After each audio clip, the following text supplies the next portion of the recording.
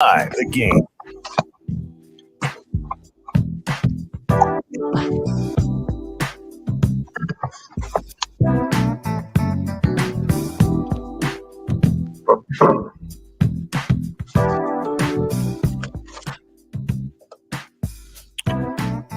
Oh, you don't have any clever music, Jen? I come in here on the chairs or at full height. You don't want to play any LMFAO? I'll leave you alone for one day. Go and do 12 to 3 show, and it's just a gutter joke fest. I got nothing accomplished on the 12 to 3 show yesterday. Nothing. There was no good sports talk that occurred on this day. It was just let's talk about Gunner and his seat habits and the fact that he's terrified of sitting with his back to the window and what kind of music he likes. Is that the kind of quality production that you like to do from 12 to 3? Is just, hey, here's what kind of music Bill listens to, and here's the fact that he is terrified of Gervais Street and will not sit with his back to the window, not really just in case, because I grew up watching The Sopranos, and I don't know what could happen, and I don't want to go out Tony Soprano style, but also because at 6 a.m. in the morning, see, Jay and Terry don't have to deal with this. People stand at the window occasionally and watch TV, and then you stare at them, and then I realize somebody's standing behind me, and it freaks me out when I turn around. Well, and I get that. There's 2 panes of glass, so probably they're not going to get to you right away, maybe. Except that one time when the window blew in, but... Yeah. The one time the window blew in, because it takes 2 or 3 times for you to adjust to that properly. Exactly. Well, it wasn't behind you though. It was in the bullpen area. But no, we had a good time on y'all the did. show yesterday. Yeah, y'all did. Y'all had a good time. Again, there was nothing productive that came out of that show. Just a whole bunch of Gunner love. And then I come in here this morning. It's not my fault that I've got skinny enough that I weigh less now, that when I get on top of these chairs, when I sit on one, I push the little lever and it doesn't just go down that much, that I have to physically jump on it almost to make it lower. So also we're picking on the fact that I've done good physical health and whatever. And that now I'm so skinny. I'm so light. So Jay Phillips can do it, but you can't? Have you seen Jay Phillips and Terry Ford could host a sumo wrestling show the size of those 2 guys? Yeah, okay. Welcome in on a Wednesday morning. Bill Gunner, Jen Jensen. If you didn't catch the 12 to 3 show, then you're just not part of the joke this morning. But yeah, there was a lot of discussion, and Jen was at least nice enough, since I don't listen for 3 hours, was at least nice enough to send me some of the audio so I could be prepared this morning. But we are up and going on a Wednesday morning. Jen, kind of cool, almost fall-esque out there this morning as you get up and get going. Surprised.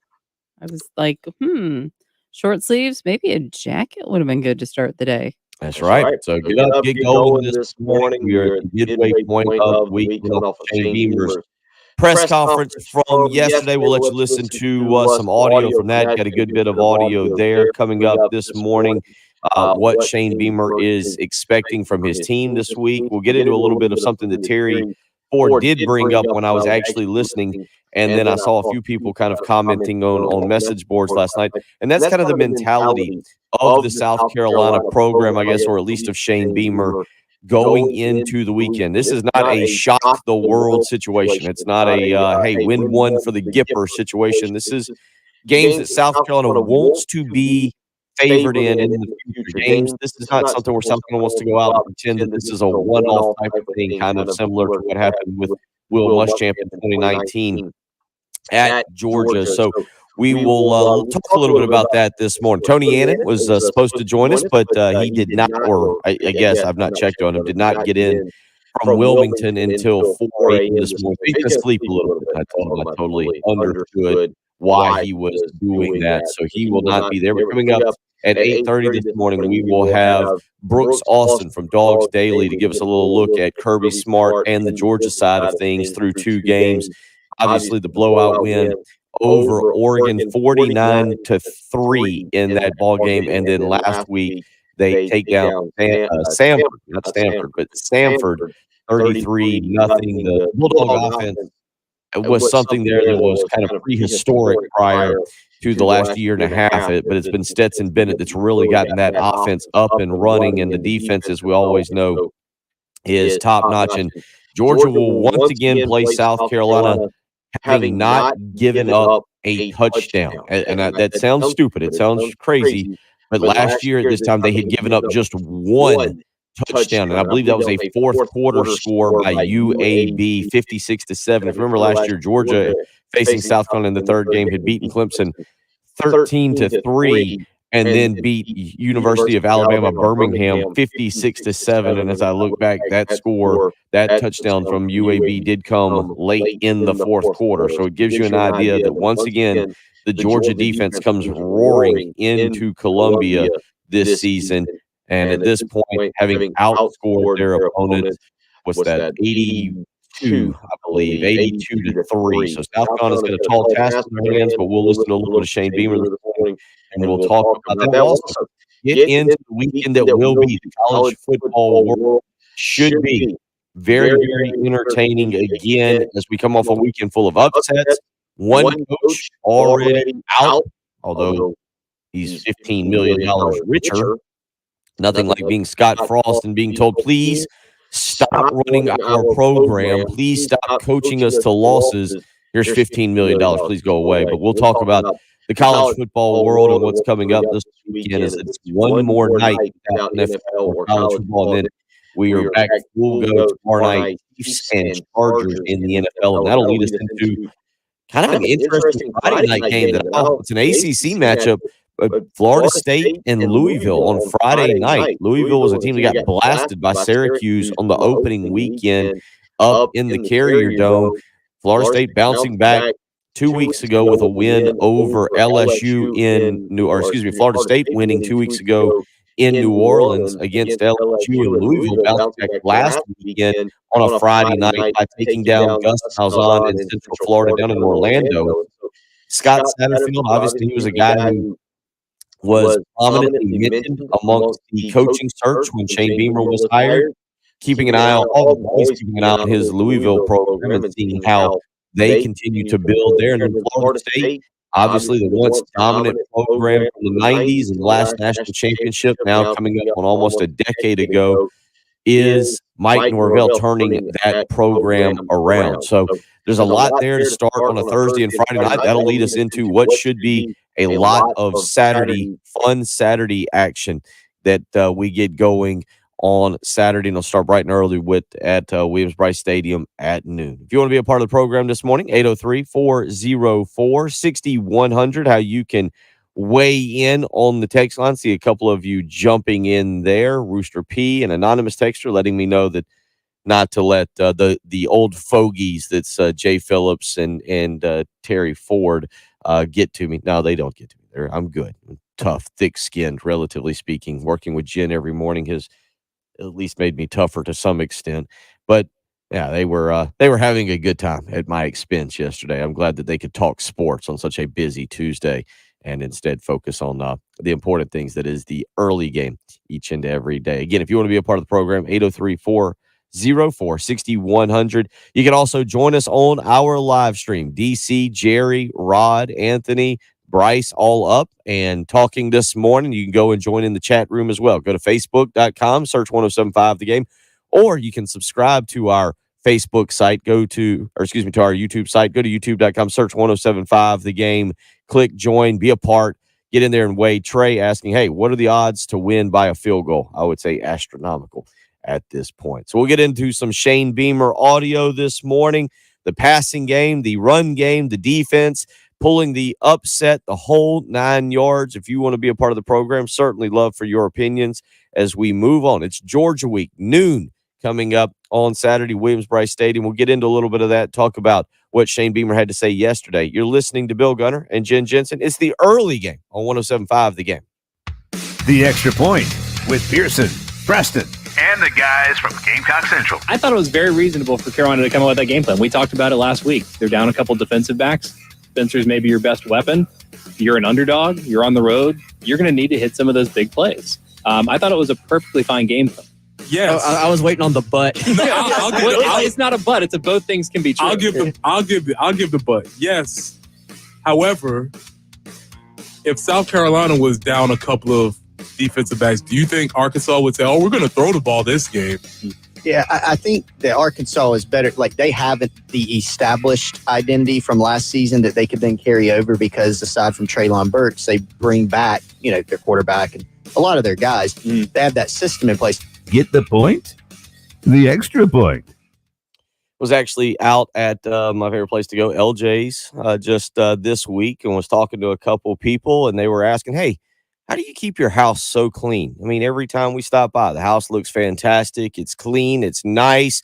You're busy. You do a radio show. You're traveling with the kids. Why is the house always so spotless? And I tell them it's pretty simple.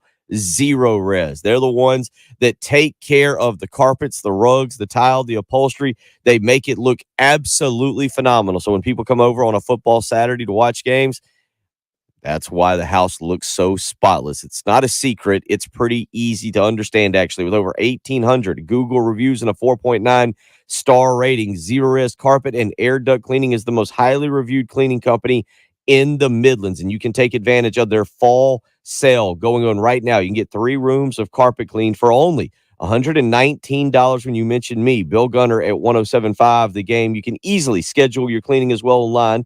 ZeroResColumbia.com is the way to do that. 803-262-4020, or again, schedule with ease online, ZeroResColumbia.com. They have their patented ZR water technology. It doesn't leave a residue. It's a cleaning system that gets your carpets, your rugs, and your upholstery all insanely clean. Trust me on this. As a single father, people, again, show up to the house and they're like, wow, house clean, looks beautiful. Yep, Zero Res. Give them all the credit. Find out for yourself. 803-262-4020, or again, you can book online, ZeroResColumbia.com. Right now, take advantage of their fall sale going on. 3 rooms of carpet clean for only $119. You just need to mention me, Bill Gunner, at 107.5 The Game. That's all you got to do. Get 3 rooms of carpet clean for only $119. You just got to remember Bill Gunner at 107.5 The Game. Give Zero Res a call today, 803-262-4020. Book that cleaning. Zero Res, spell it backwards or forwards. It's the right way to clean. 107.5 The Game traffic from the Shepherd's Glass Traffic Center. Shepherd's Glass, a true reflection of quality. ShepherdsGlass.com. Well, if you need to do a little mattress shopping before 7 a.m., I-26 eastbound at Bush River Road, there appears to be one on the left shoulder. So just watch out for that. It must be causing a little bit of a delay, or at least people are concerned about it. So anyway, we have that information there. Other than that, no accidents to report at this time. And pleasant, sunny today, and looking for a high of 86, 85 tomorrow, 87 on Friday. But man, starting to feel a little bit like fall. It is 60 right now at 107.5 The Game. This is Boomer Esiason with the CBS Sports Minute, sponsored by Amazon Prime. All right.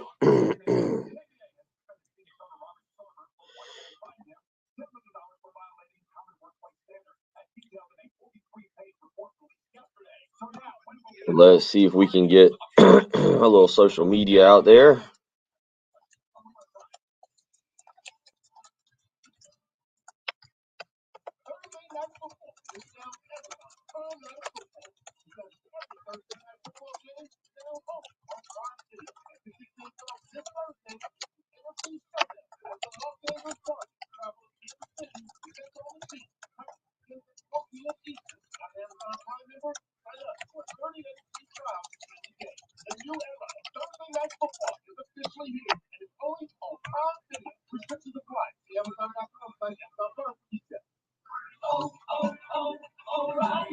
O'Reilly Auto Parts provides more than just the right parts for your repair. Our professional parts review can also offer free check engine light diagnosis. We can scan your vehicle and provide a list of possible fixes. Find the right parts for you or recommend a great local repair shop. Don't ignore your check engine light. Stop by your local O'Reilly Auto Parts.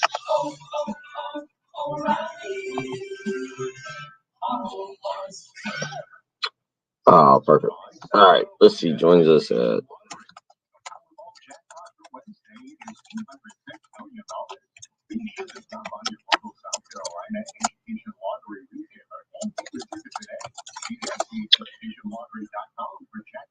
what's in a store near you. Attention, all military members of military families or contractors that spend time at Marine Base Camp Lejeune. If you or a family member spends time at anytime from 1953 to 1987, you may be entitled to significant cash compensation. Call 800-320-9047 now to see if you qualify. That's right, Marine families. Sorry about that. I thought I'd clicked mine off right before we started. I guess I just missed the little microphone button on the thing. Let's do number 3. Do number 3 coming. 3 coming in. Morning, Anthony. Morning, Rod. Yeah, I'm quite familiar with all the cuts. Played a lot yesterday, or you just because you were listening so much? Yeah, because I cut it all up. Wow. You talked for 34 minutes. Yeah, I cuts out of that. caught the last bit when I got in the car. I was running a little bit behind getting out to get Austin. That's when I listened to their show the most, about 1:35 to about 2:15. Mm-hmm. We are doing picks on Friday.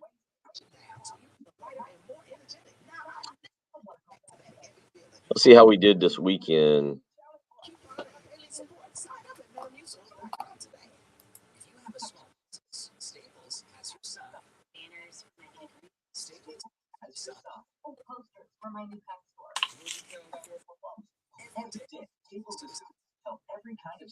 Oh, I had Iowa. Oh, JC never sent his lock in. Iowa State under 39.5. I hit that. Let's see here. I went 1, 2. Actually, I went 2 and 3, but I hit my lock.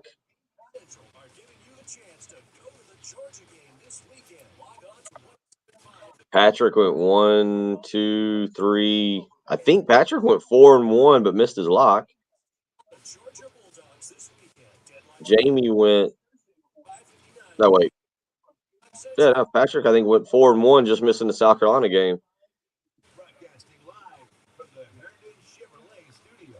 Jamie, I think, went 2 and 3. Not bad.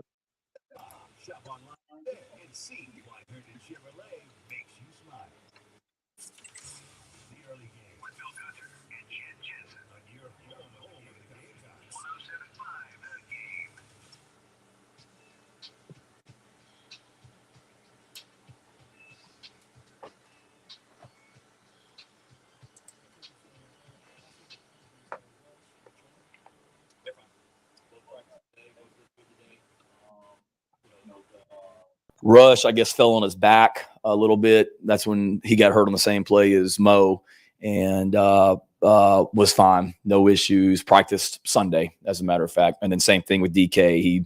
I don't know if he's been quite 100% the first 2 games, David, but he looked great out there today, and excited for him, and excited as he continues to get healthier and as the season goes on. As far as Jordan and Mo, they will need surgery, right? Has that been scheduled yet?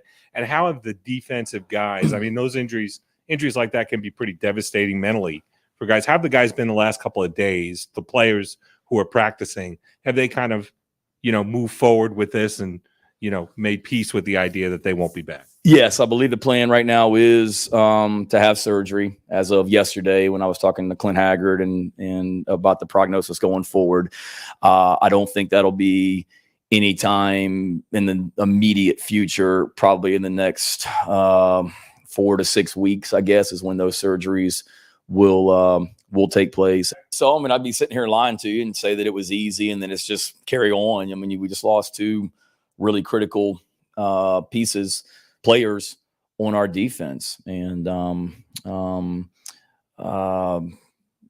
that's tough to overcome. There's no doubt about it. I mean, it's the heart of your defense right there. And our guys hurt for them, but it's the next man up mentality, and we all have to be better. And the best way that those guys and we can honor and play for Mo and Jordan is to go play well this week. And, it's part of it, and hate it, but we got to, no one's sitting around feeling sorry for us right now. So I think those guys have rallied together. And like I said, we got some fantastic players and leaders, Zach Pickens and Brad Johnson and those guys of the world that are continuing to lead this defense in their absence as well.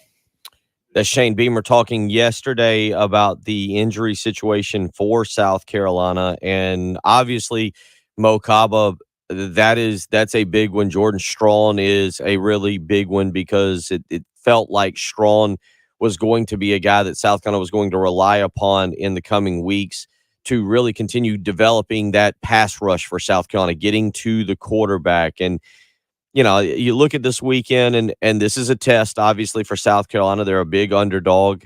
24.5 points is currently still the spread, according to Vegas. But this was a game that, again, South Carolina can use as a little bit more of a barometer. And if you could do some positive things in this football game, you would kind of come out of it saying, hey, all right, we can build on that with Kentucky still to go, with a Texas A&M team that appears to be struggling a little bit. Obviously, Vanderbilt, Missouri, Florida, Tennessee, you get the point, so forth and on. And so it was kind of a game that you wanted to really build upon. But right now, South Carolina is going to have to look for Sherrod Green to step up at middle linebacker. And the good news is Sherrod Green's an experienced player. Stone Blanton is going to be the guy behind Sherrod Green, and count me amongst those interested to see how the true freshman steps up in maybe whatever snaps he gets, whether it's limited snaps or whether he's forced into more action.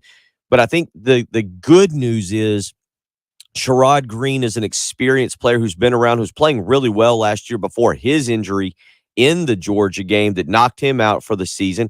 Brad Johnson, the other linebacker, has been around again for an extended period of time. You're going out there with two guys with a lot of experience. And so while Mo Kaba was playing really well, and I think both Clayton White and Shane Beamer were really excited about his development, and he was finally rounding into the football player that had been recruited, the 4-star linebacker that had been recruited to South Carolina from the state of North Carolina, and coming back off of that original knee injury. Mo Kaba was finally getting to be that guy that could be the centerpiece of the defense. And that's what makes it such a shame for him. And to come back from that first ACL injury and to finally be back to being the player that he knew he was. And that's what stinks the most for him. For Jordan Strawn, again, South Carolina was counting on him for pass rushing ability. I think one thing that I'm taking away now is we see Jordan Birch play. And I've heard other people, and they're down on Birch, and they're saying that those 10 tackles he had against Arkansas are empty sacks or empty tackles. They're not empty. He's making plays. But Jordan Birch is not the lineman that's going to be getting to the quarterback. He's more of a run stopper. He's more of a big, physical, strong kid. He's not the twitchy edge athlete that's the explosive speed guy that we've seen other SEC teams have. Now, maybe he can develop into that. I'm not going to say he's still early in his career. As crazy as it sounds, he's still very early in his career, even though he's been at South Carolina for 3 years. But I see Birch being more of the kind of the physical run stopper in the group, although South Carolina's got to do a better job of stopping the runs we've addressed this week. But it's Jordan Strawn, who I think you were looking at as more of the long, lanky pass rusher who could get to the quarterback and could cause things to happen. And Strawn seemed to be slowly coming on through the first game and about half before that injury really set him back. He had 10 total tackles on the year, 3 tackles for loss, and just 1 sack. By the way, Jordan Birch has a sack, 1 sack for 4 yards. So I'm not trying to say that he can't do it. The Gamecocks as a whole, and this is a problem, South Carolina as a whole through 8 quarters have just 2 sacks. 2 sacks, negative 12 yards in that, and 1 coming from Birch and 1 coming from Strawn. Gilbert Edmond will be the guy that steps in for Strawn at that other defensive end spot. And 6'5", 250 pounds. He's built similar to Strawn. But again, now you talk about the lack of experience, and it'll be up to Edmond, who's played well, by the way. I don't know how many people have paid attention and really noticed him so far on the season. He's got 8 total tackles, and he's got 2 tackles for loss. So Gilbert Edmond, a former Will Muschamp recruit that they picked up very late in the process, has stepped in and I think done some nice things, but now he's going to see his role increase significantly, and it's asking a lot for it to increase against a team like Georgia. But certainly that's a guy that you kind of like. Now, the other thing here, again, while these are injuries, yesterday Shane Beamer rattled off several guys who he said was questionable. Cam Smith, R.J. Roderick amongst those guys, and South Carolina trying to practice right now. You got to continue to practice hard and work on tackling, but at the same time, you got to find a balance of being able to keep your guys fresh. And this was Shane Beamer talking about practicing, even though they're beaten up right now. No, we have to be smart with as beat up as we are on defense. It wouldn't be very smart to go out there and just get too crazy today. So, for example, the one period we did everything that we normally do on a Tuesday. It was the exact same Tuesday practice this morning that we had last week against Arkansas as far as how we structured it. But what we did is when we did the period that we normally do live tackling reps in, we did more plays today, but one less tackling play, if that makes sense. So normally we'd have 4 plays or really 8 in that period where we tackled to the ground. Today we had 6, but we did more plays where we call it thud, where it's full speed. We just don't take guys to the ground, but it's still a physical period. So yes, we got to be smart with our players, but I know how physical Georgia plays. We can't just sit here and say, okay, we're going to all of a sudden just turn it on Saturday and flip the switch and play physical. You got to practice that way and you got to prepare that way. So we're doing that the best that we can. And that'll be important, not just for this week, but moving forward. And South Carolina is going to need to get healthy. You look at it, obviously, the two major injuries there, those guys are out for the year. They're done. But for South Carolina, you do have to find a good balance for Clayton White, for Shane Beamer, obviously, even for Marcus Satterfield, of keeping your guys fresh. But also, this team, we've talked about it through the first 8 quarters. I've questioned, I think a lot of you have questioned the physical nature of which this team, and that's got to continue to build. And for the good or for the bad, I don't know. You can look at it one of two ways. You can say, hey, you get probably your 2 most physical games out of the way within the first 3 games, and maybe that improves your guys to where they're ready to be more physical the remainder of the season. They've already seen one thing I'll say about Sam Pittman and Arkansas, they may be one of the top 5 most physical football teams out there in the country. Sam Pittman, we talk about identity, has done a really good job of going out and establishing his team's identity. You know what you're getting. We talked about it all summer, all preseason. That Arkansas game, you knew they were going to line up and try and run it down South Carolina's throat. You knew they were going to run into a physical football team, and that's exactly what happened. And then with Georgia, you know the identity. They're starting to throw the ball around a little bit more. Stetson Bennett's opening up the offense there and chunking it around to some good wide receivers, but you still know the base scheme of Georgia is to line up and punch you in the mouth time and time and time again. And South Carolina obviously has to continue in practice through the week, even though there's injuries, to get more physical. 803-404-6100 will continue on this morning. You're listening to Bill Gunner, Jen Jensen. It's the early game on 107.5 The Game. Our 15th anniversary celebration on 107.5 The Game is sponsored by Lexington Orthopedics and Sports Medicine, getting you better sooner. On your home of the Gamecocks, 107.5 The Game and the new 107.5 The Game app. 107.5 The Game traffic from the Shepherd's Glass Traffic Center. Shepherd's Glass, a true reflection of quality. shepherdsglass.com. We do have the all clear right now. No accidents to report at this time. And your forecast looking pretty doggone nice. Looking for a high today of 86, 85 tomorrow, 87 on Friday. And for Saturday, game day, looking pretty decent as well. A little bit of few clouds, 88 for the high. Right now, though, it is pretty darn nice. A little bit cool, 60 at 107.5 The Game. Hey, South Carolina. Scott here from Traditions with good news if you're in the market for an engagement ring or for diamond jewelry, because we have the largest selection you'll see anywhere in the Southeast. And whether you're in the market for a traditional mine diamond or for one of these amazing new lab-grown diamonds, we've got you covered. Because whether you're buying mined or lab, you'll be happy to know that at Traditions, we guarantee the trade-in value of both kinds of diamonds at our store. So if the day comes where you want an even bigger diamond... Morning to you, Anthony. Hope you're doing well. Yeah, the current spread is, let me just confirm that, but I believe it's still 24.5. I don't think it's moved.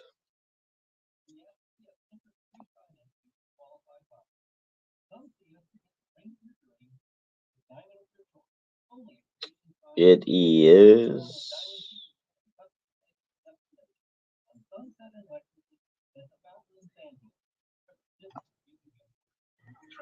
good morning to you, David. Let's see here. Where I think I got to go up a little bit more. South Carolina.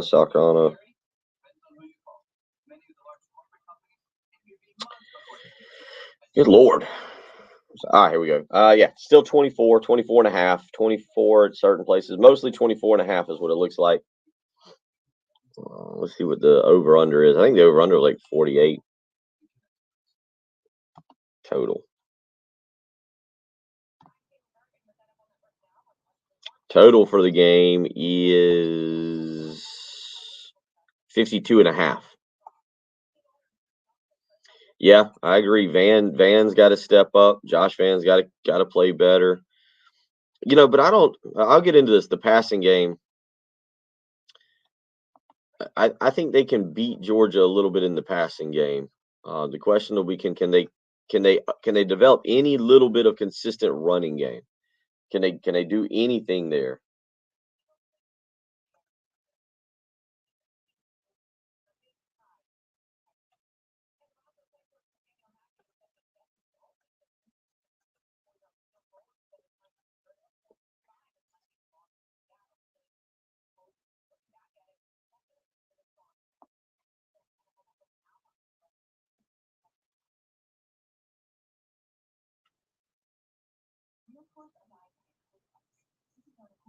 Oh, I didn't realize this. Yesterday was the 30th anniversary of Zach and Slater's Bayside Brawl.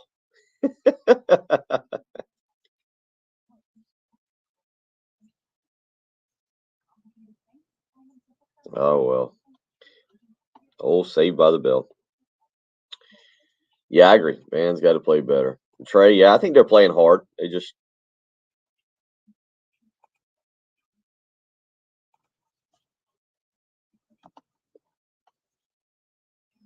let's go back here.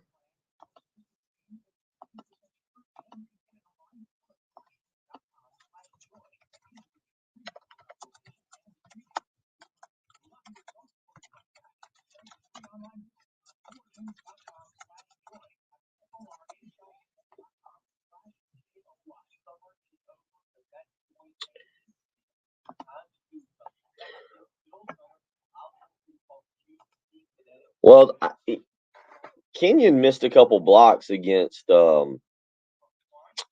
Georgia State. Nate Adkins is supposed to be the bigger, more physical blocker. We'll get into that a little bit. We'll get into that. I'll get into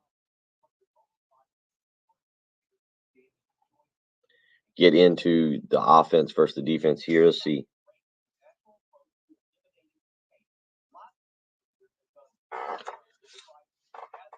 Tell you what, Jen, let's do number 5 coming in here. Number 5.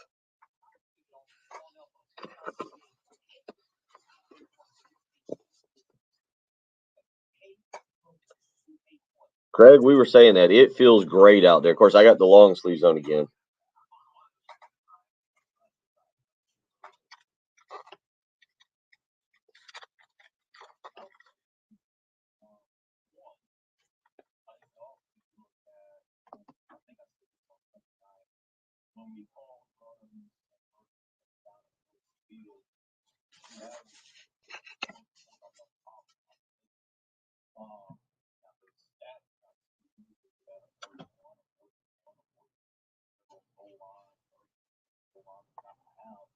Runs. So I feel better about our run game coming out of the game last Saturday against Arkansas.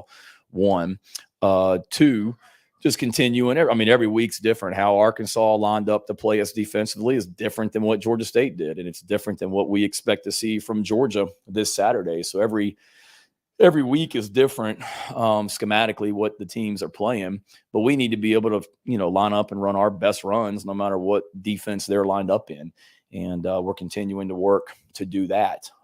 And to me, I want to be, when I interviewed for this job, I told Ray Tanner and Chance Miller, to me, we want to be able to run the ball. And when I say balanced on offense, I want to be an offense that has the ability to run it and the ability to throw it. And I'd be an idiot to sit up here and tell you that we're going to run the ball 60 times a game. We got an NFL quarterback and NFL receivers and NFL tight ends. So every week we're trying to do what gives us the best opportunity to be successful. But to me, we've got to be able to, when we want to run the football, run the ball. Like, we got signs in this building about how we win the football games, and running the ball and stopping the run is one of them. And each week it's different how we do that. But at the end of the day, we've just got to, figure out what we do well and be able to run those no matter what defense they're in, and just be efficient with it as well. Whether we run it 15 times or whether we run it 55 times, being efficient when we do run the football. And also being able to win those battles. We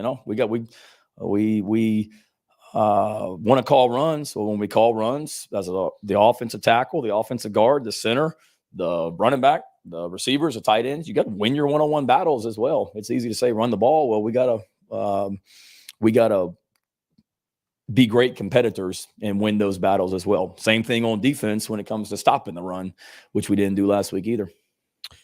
That's Shane Beamer yesterday talking about running the football, and I'm going to go on a little bit of a rant here, even though I don't think they'll do what I'm about to say. Maybe they will, but I don't think it. I would love to see South Carolina line up in a little bit more of a power formation and get Nate Atkins in there at an H-back, fullback type position.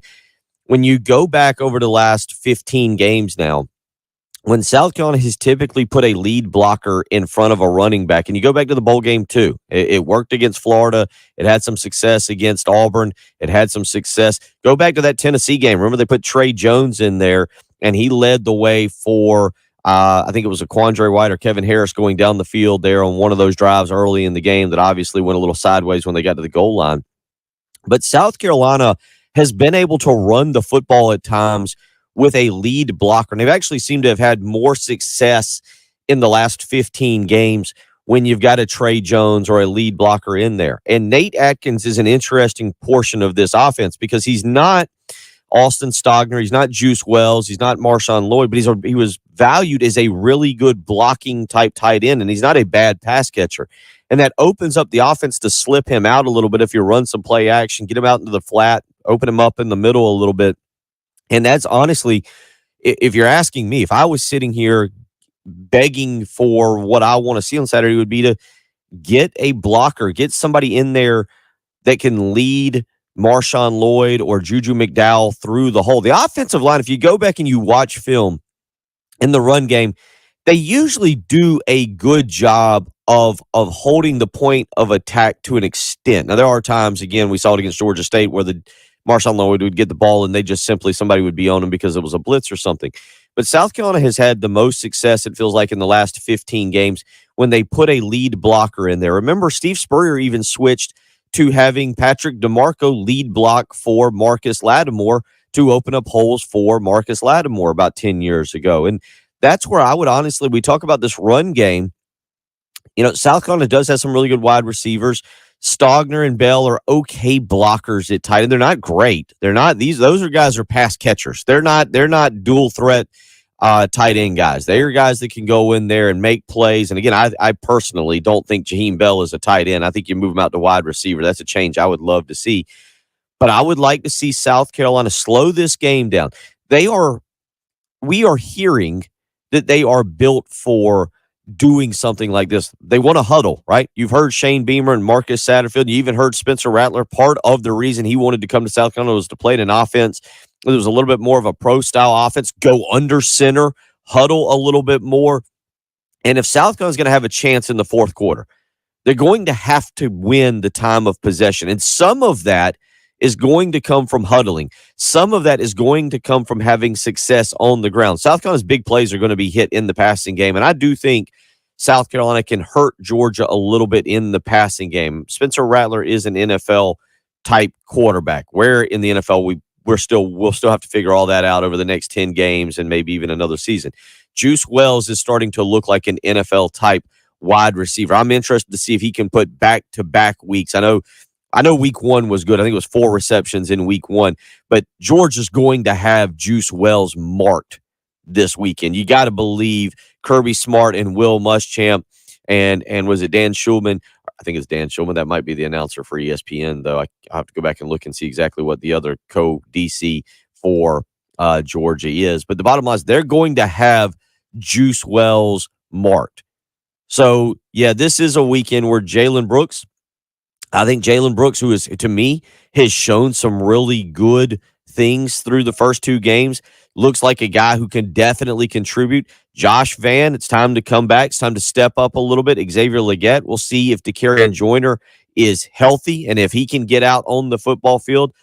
Shane Beamer talked a little bit about that yesterday, about the health of DeCarrion Joyner and just how exactly he's doing. But the bottom line is, I think it all starts, and if it was me, that's why I say it's a rant, because I don't think they're going to do it. If it was me, I would love to see them line up Glenn Schumann, by the way, not Dan. Dan is indeed the TV guy. Glenn Schumann is the co-defensive coordinator with Will Muschamp. So, Glenn Schumann, Will Muschamp, and Kirby Smart are going to focus on Juice Wells. But to finish that thought, I would love to see a little bit more.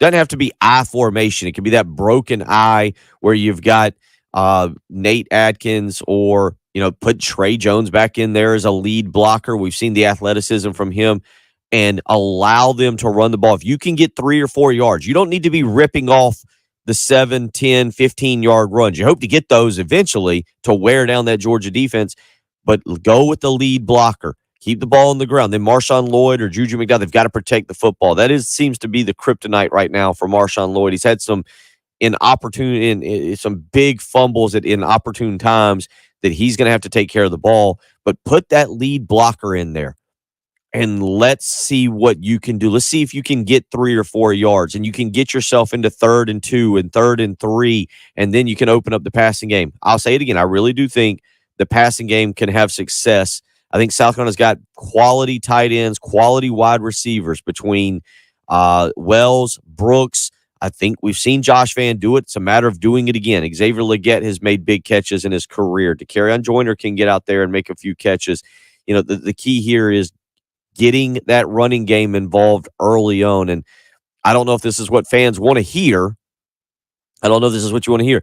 But you come out and you've got to be bullish on the run. Even if you're down 14-0, don't say, all right, we've got an NFL quarterback, we're just going to start slinging it around to get back in the ball game. 803-404-6100 if you want to weigh in. We'll get into some other college football games when we return. You're listening to the early game on 107.5 The Game.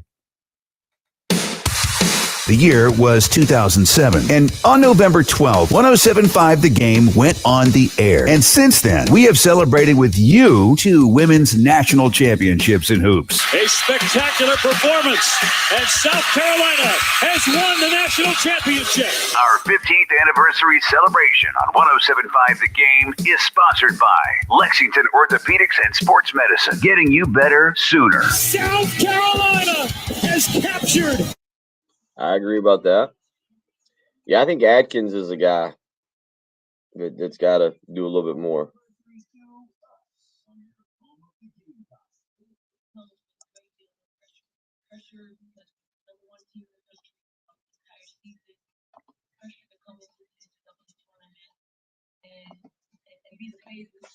Oh, all right.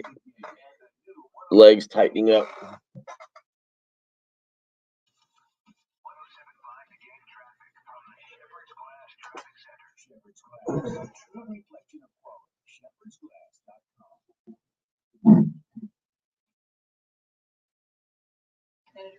That we don't have any blowdown to speak of right now.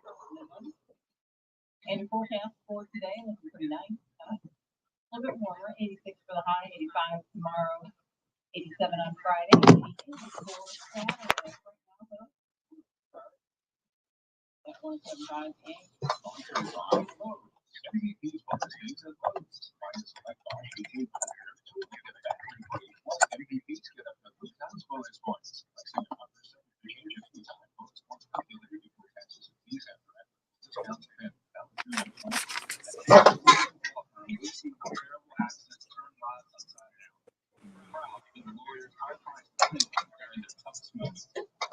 Yeah, there's that one stat where 7 of 14 games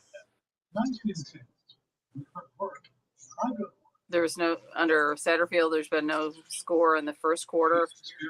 Did we score in the first quarter of this past game?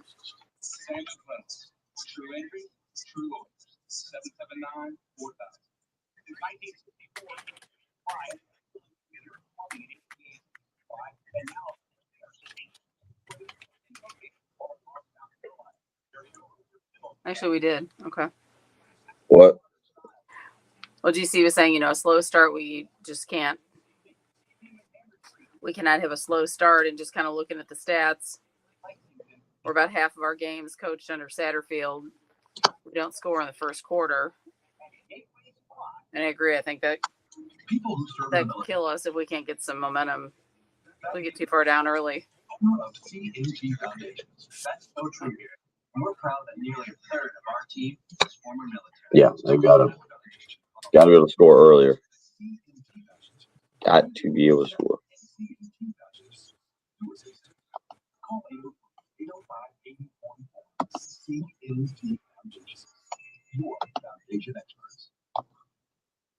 You want to be a part of something bigger, something that matters, something that helps change things. You want to feel like you belong. We know. We felt that way too. And that's something about it. We aren't just Army National Guard soldiers. We are normal people just like you. And together, we can make a difference. Take on your legacy. Visit nationalguard.com to find out more. I don't know. I'm a little bit more pleased with his play calling. They've got to run the ball, but yeah, I mean, they're going to have to. He's got to have the whole playbook available to him. And Anthony giving credit to Jen. I can go home now. No, actually, you can't. They're going to need you for this afternoon. I'll tell you what. I didn't get home until 8:30 last night, I guess, something like that. And that means that was from when I started here in the morning.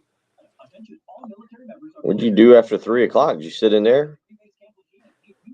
Did Dave come? Did you do 3 to 6, or did we have somebody else? No, I did noon to 4. But yeah, so I was in here, and then I had an appointment at 10. I was back here at noon, did noon to 4, stayed downtown, had a little bit of dinner. Then I had my pottery class last night. Oh, that's right. Yeah, I will say that is the one very big bright spot. I would probably be a lot fatter. I would be able to sit on these seats and make them go down if I did like an afternoon show, because there are a lot of great places to eat, and I would get dinner down here, kind of an early dinner. If you said you got dinner, where was your pottery class, down here or back in Lexington? No, it's just downtown. It's just on what was it, Richland County Commission of something. I don't know. Kind of across from Hotel Trundle. But having fun, getting better at centering. That's an important start.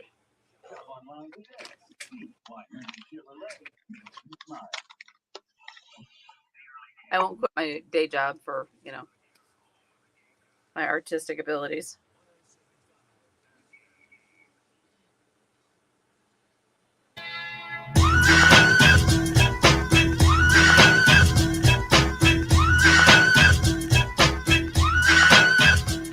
Should be a great weekend, a very entertaining weekend of college football coming up here in a few minutes. I'll give you my two coaches with the most to prove this weekend. They're in the same state and they're rivals, and there's a reason, and I'll tell you that here in just a second. But first, you can get your weekend started right. Go visit Heath Klein for game time Friday, 3 p.m. to 6 p.m. at Columbia Craft on Green Street. Columbia Craft can be your game day headquarters. Columbia Craft is proudly distributed throughout the Midlands by KW Beverage. So go visit Heath Klein this coming Friday on Green Street at Columbia Craft, 3 p.m. to 6 p.m.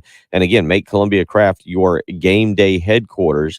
Columbia Craft proudly distributed throughout the Midlands by KW Beverage. If you know me, and you know me kind of well, you know that I don't drink beer, or really don't drink very much beer at all. I will drink some here and there. I believe not too long ago, I had one of Columbia Craft's beverages, and it was pretty good. I occasionally, if I get into a situation where there's not bourbon, I will go down the IPA or I guess whatever you want to call it, whatever kind of beer that is. Jay Phillips knows all about this. I'm probably insulting him, but the bottom line is Columbia Craft. I had one a couple weeks ago. I'm trying to think of where. Oh, I know where I was at.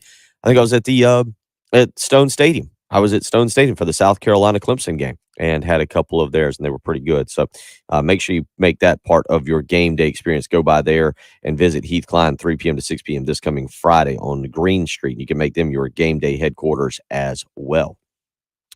I'll get more into this in hour number 2, but to me, it's an interesting weekend across the college football landscape. You don't get some of the mega matchups that we're accustomed to. There's ones that you would hope would be pretty good. Oklahoma, Nebraska certainly stands out as one. Yeah, man, old school rivalry. It's in Lincoln, 12 p.m. kick, 11 a.m. Little unfair out there, and you'd hope that would be really good, but it's not going to be. Oklahoma, big favorite there. Penn State and Auburn at 3:30 is certainly a game that you keep an eye on. All right, Brian Harsin, this is a big one. You lose this. Brian Harsin loses this, even if it's by a point. Who knows how that fan base and those boosters react. Penn State comes in ranked 22nd overall. South Carolina, Georgia is again another one you'd say, man, I hope you wish that was a top 25 matchup. Typically prior to about 6 years ago, it was a game that was always one that was on more of a primetime type setup, and you'd get some big game, big talk about it. Texas Tech at North Carolina State at 7:00 on ESPN2 up at Carter Finley this weekend should be kind of interesting. But there's two that really stand out to me. One of them is the late night game, and this is for obvious reasons. 9:00, Texas A&M, Miami. This game will be at College Station. It will be broadcast on ESPN. And obviously, Jimbo Fisher needs this game more than I can think of any coach in the country after last weekend. Now people are starting to talk about Jimbo Fisher. I heard Heath Klein talking about him the other day, and Jimbo Fisher's got that mega deal, that massive, massive contract. Remember, he's got that national championship trophy that Texas A&M gave him. It just didn't have a date on it because he was expected to come in and win the national championship. And, kind of the crazy thing, this is according to VegasInsider.com. Texas A&M's a 5-point favorite. Well, Mario Cristobal is trying to rebuild Miami and make them into what we all believe the U should be. And he's doing well in recruiting. Tyler Van Dyke's a really good quarterback down there and has gotten off to an okay start, solid start, I guess you could say. But Jimbo Fisher needs this game pretty much as badly as any coach in America. Now that Scott Frost has been removed from the college football coaching discussion, I don't think Jimbo Fisher is being fired, but I know that we all know there's a lot of money in Aggie land.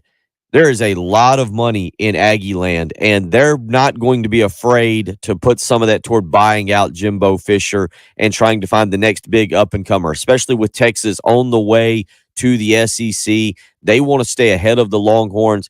And if Jimbo Fisher's not getting it done, shoot, that money that they just spent for NIL, that can go to the next coach.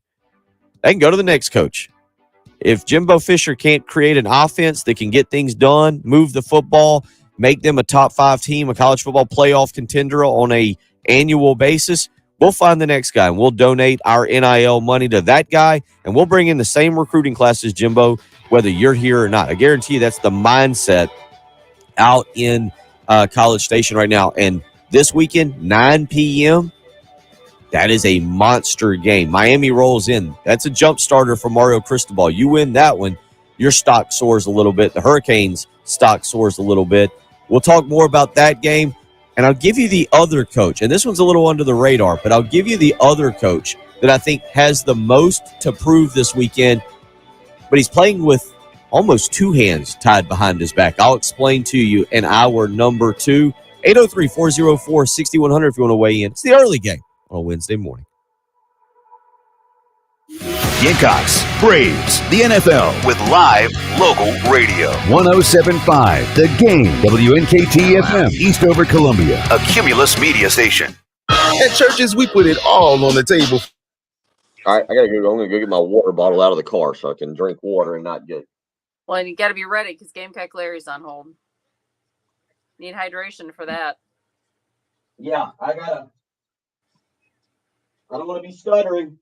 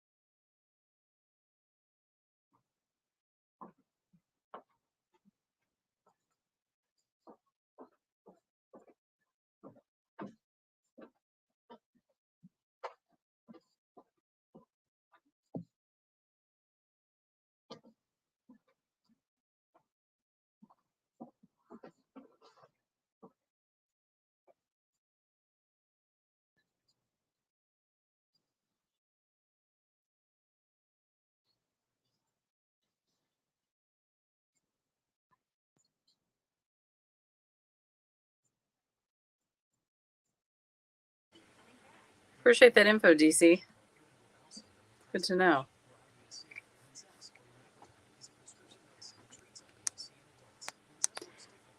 And Anthony, I appreciate that.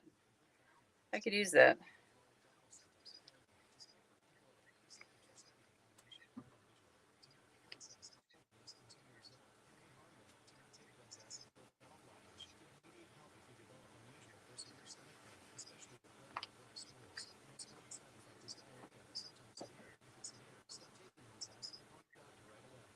I have people coming to tear up a bathroom of mine today, and it's the bathroom that's right off where my office is in my house. That should be fun.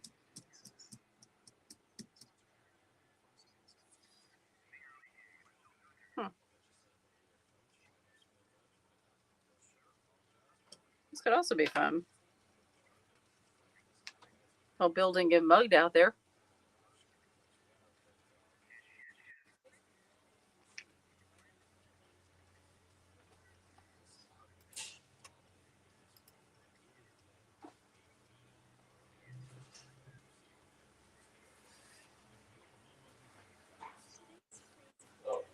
On air things. Are we back? Just coming back. I was gonna have you covered. I'll have to tell you. Okay. Keep that story.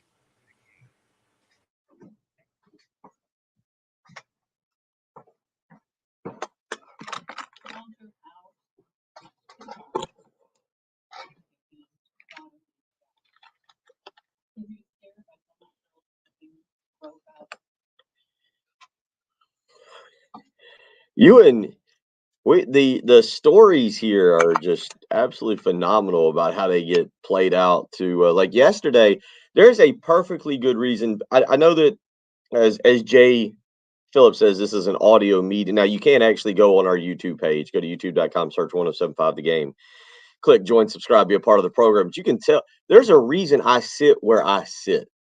Like yesterday, y'all were making fun of the chair situation and making fun of where I sit. Well, there's three very specific reasons that I sit now where I sit, which, as you said to Jay and Terry yesterday, it is nobody comes into the studio and sits as I sit. And by that I mean, like, we have a long table here that is my back would technically, if you're familiar with Gervais Street, and we're at 1301 Gervais Street. If you're familiar with Gervais Street, there's a graveyard right across the street, which is, again, not a reason that I sit with my back to it. But as you come up and down, there's huge glass windows that face out onto Gervais Street.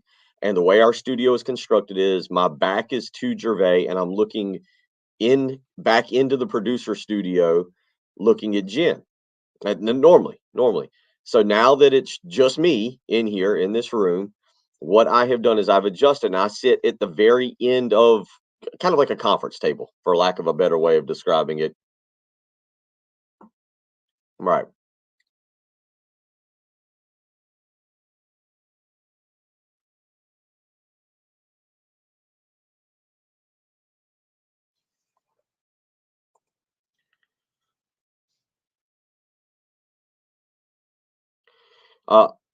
Well, so anyway, to this end, what we're talking about, I sit in what is typically a non-traditional place. I sit at the very end of the table. Nobody else sits here but the reason I do, one, is for the live stream. The camera angle allows the lighting continues to be okay, and it's actually just the best fit for what we're trying to do. Two, I can look to my right, and I can immediately have eye contact with Jen. I can see her, and I'm not looking through about 7 different microphones trying to dodge around and look to her. Three, I can look to my left, and yes, this is part of it. We have had instances, and some of you in the past done this to me, and you think it's hilarious.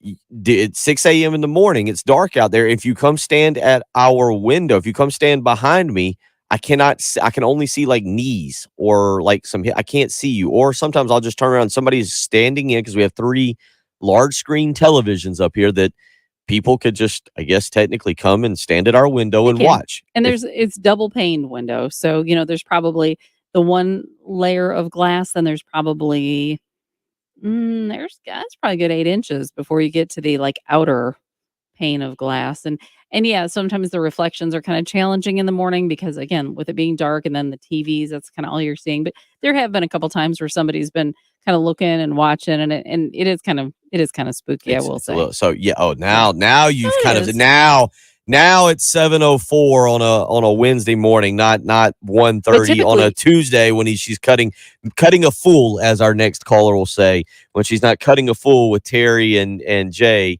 She totally understands and agrees with what I'm doing. But interestingly, if you would never know, like I'm the one that actually will see them peering in. So it should scare me a little bit more because I'm actually seeing it. There's times where I see that and you don't even know. And I don't I tell know you. because you get your face turns. I can Guess I tell can't play something is poker. going on behind me, and then I turn around and usually it scares the bejesus out of me, and I have to continue doing a radio show. So now Yeah, where I that's a great sit, morning for me. so Terry and Jay yesterday, the Weisenheimers that run the 12 to 3 program, and then I come in today and they've raised all the chairs all the way up. And the other part about the I didn't chair even being know raised that. up, That's funny. the chair, yeah, those other two are raised up. The other part about being is if I do that, then you're only seeing like my shoulders down on the live stream because of how I have the computer set up. So are your coworkers this bad? I ask you this morning, 803-404-6100. You can just say yes or no. Are your coworkers as mean and brutal as mine? 803-404-6100. I'm going to get to a lot this hour. I want to go through the rundown of the games this coming weekend as we're officially on the back half of the week now. Wednesday, you get one more day without football at all. No college or pro or high school tonight. Tomorrow night, Chiefs, Chargers. We'll talk a little NFL. Friday morning when Patrick joins us, we'll get into a whole lot of NFL with him. But you've got Chiefs, Chargers on Thursday night. Again, I think a very interesting Friday night game. Florida State and Louisville getting after one another up at Papa. I think it's still called. What is it called now? Is it Papa John Stadium still? They might have taken that off of the name. Yeah, it's just Cardinal Stadium now. But Louisville, Kentucky, 7:30 on Friday night, and I think that'll be a lot of fun. Matt hits us up on our live stream and says College Game Day at App State. Yeah, I'm excited about that. They're going out to Boone. Go to a different place. That's great.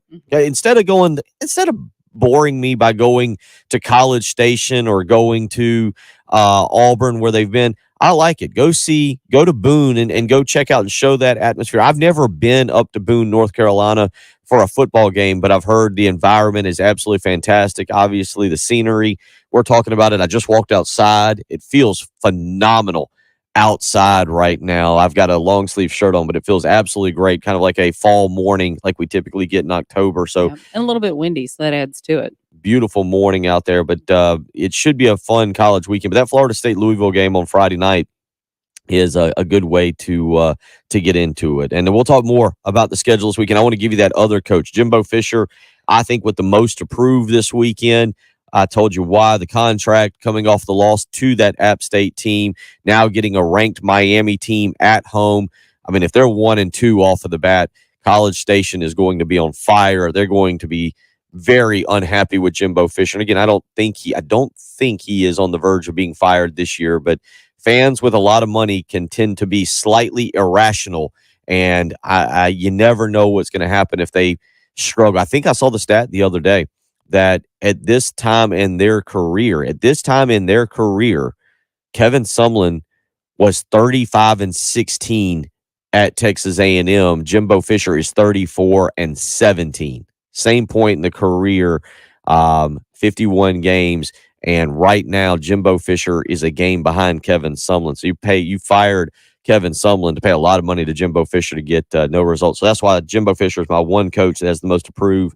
I'll give you that other guy's name coming up in the next segment, and I'll explain why he has the most to prove this weekend. 803-404-6100. Again, how you can be a part of the program. A couple of you weighing in very quickly and saying Alan on our live stream saying they will love Boone. Craig saying Mike Morgan yesterday with Heath Klein said Boone is an incredible atmosphere. I've never been up there, but again, that's a place I've heard a lot about. And Tim and Charlotte saying didn't go to a game but had a blast in Boone. I think that game between South Carolina and Appalachian State up there has been I don't know if it's officially been canceled, but I don't think it's on the books right now anymore. I think that one has been removed. I'll have to go back and check that. I know it was several years out. 803-404-6100 if you want to weigh in this morning. Again, you can go hop on our live stream. Go to youtube.com, search 1075 The Game, click join, subscribe, be a part of the program. Let's get out to those Love Chevy phone lines. Gamecock Larry, the voice of reason, of course, on this program, or the voice of optimism, one of the two, is up. Gamecock Larry, how you feeling this morning? I'm feeling pretty good. I wasn't going to call, wasn't going to bother this week. We got a power class. Is that? Oh, I tell you what, Gamecock Larry, why don't you call us? Hey, it sounds like you're down a tunnel. Why don't you call Jen back and we'll get you on? It just not good audio there. It sounds like you're down a tunnel right now and we can't quite hear you, but we hear that you're, I guess, feeling pretty good. So that's good. So call Jen back and let's get a good connection so you can get the Gamecock fans fired up and you can go after Dr. Bulldog and all that posse. Yeah, he's frustrated with Root Hog.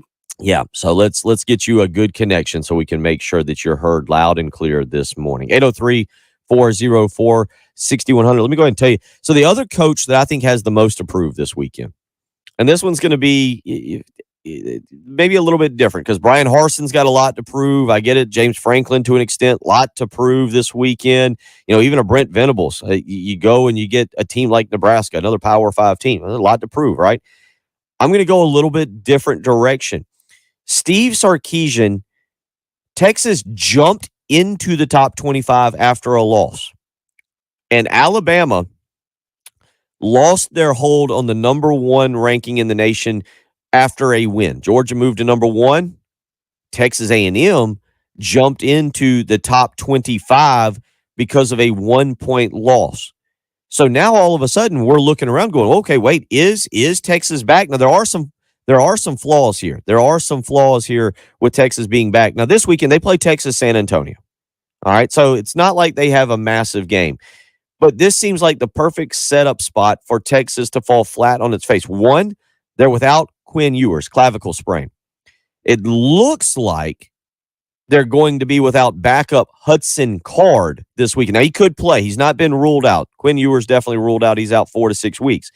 But Hudson Card also may be out. He suffered a leg injury late in that game against Alabama. Texas very likely could be down to their third-string quarterback, redshirt freshman Charles Wright.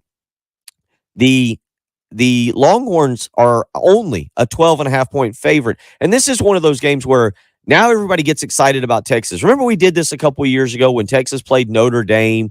I think it was opening weekend or the second weekend, and they played Notre Dame, and they played them off their feet there in Austin.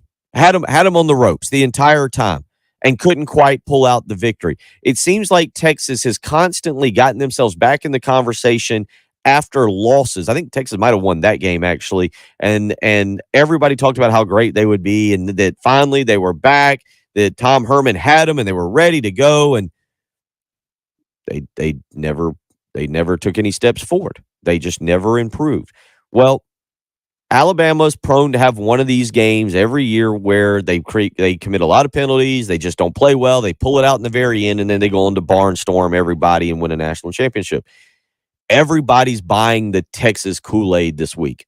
They are all in on Steve Sarkisian. He's already out there, and he's already put out, hey, you guys are putting out rat poison. That's right. Steve Sarkisian is using the term rat poison out there already. He's taken a page out of Nick Saban's playbook, and he's saying that there's too much love and too much hype. Texas must avoid rat poison to keep on going. All of a sudden praise. Well, I expect him to win. But you kind of expect him to do so in a more dominant fashion, to cover the spread, to go out and do the things necessary. Texas San Antonio is not a bad football team, by the way. They're 1-1 on the season. But I'll tell you what, you go out there and you blow this game, even if it's with your third-string quarterback. Again, Hudson Card has not been ruled out yet. But if you go out and you blow this game, it's same old Texas. And that's why I've got Steve Sarkisian as my other coach this week with the most approved. Put him right up there with Jimbo Fisher. There's a lot of other coaches out there. Brian Harsin, again, I think even James Franklin a little bit. Mario Cristobal has a lot to prove. Maybe Miami, maybe the U is back. But I'm telling you what, Steve Sarkisian, you come off that performance last week, a loss that moves you into the AP top 25. You land at number 21 after you lose a game and you cost the number one team in the country their spot. Georgia's now number one over Alabama. That shows me something. People are buying the Texas Kool-Aid, and they're all in on Steve Sarkisian. Quinn Ewers is out for a couple weeks.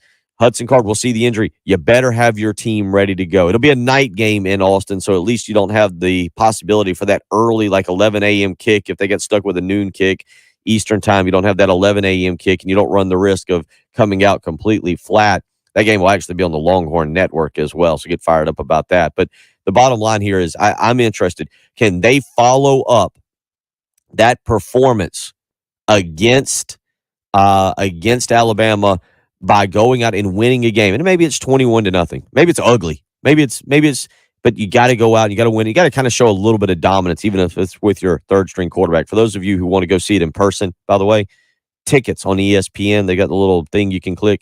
Tickets to Texas, San Antonio, Texas, $4.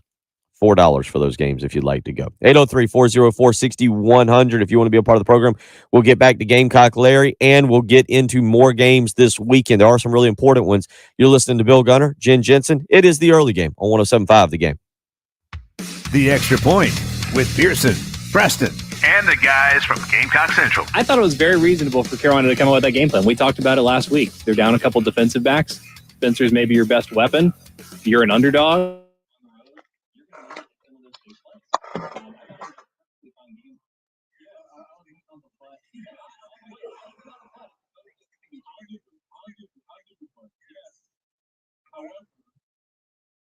If South Carolina was down a couple of defensive backs, do you think Arkansas would tell we're going to throw the ball this game?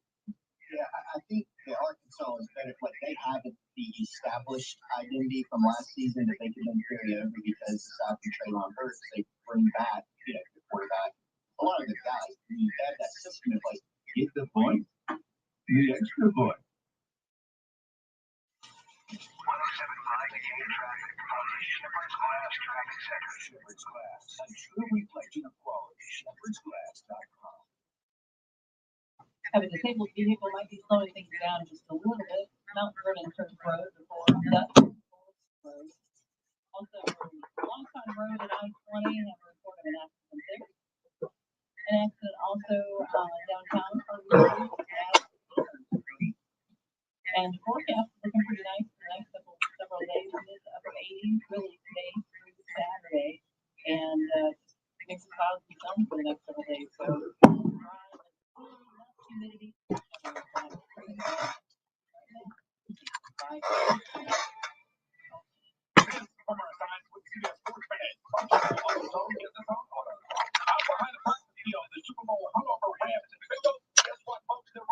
Audio, does he sound better? Or sound like... Does he sound better? I don't know if you could hear it. Yeah, it was like third dimension. Well, I didn't know if you could hear it on the first phone call and then when you switched over, so... Alright. Okay. Hopefully it'll be all right. Oh, you need that guy's phone number. Yes, that's it. Needs to turn on this. In the one that you manage, people reserve spots or other spots for the first come first serve. I mean, I can always... What do you need? Like Dennis. Yeah. This weekend? Remind me when we get done the show. I can text Dad, see if we got any for rent. Like $40. He'll be out there. I won't be out there. We got soccer. It's in Lexington. They actually already canceled the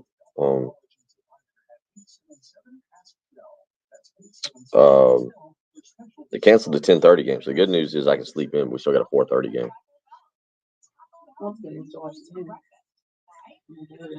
Yeah, I can hang out. I'll do I'll get some stuff. We ain't got nothing to do on Friday night. Get into that, Craig.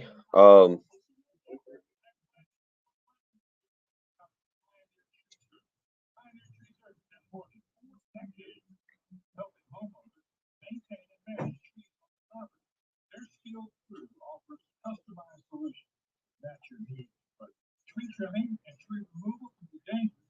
You need to trust the people that are doing the job. Before attempting to remove them, I'll find your tree surface.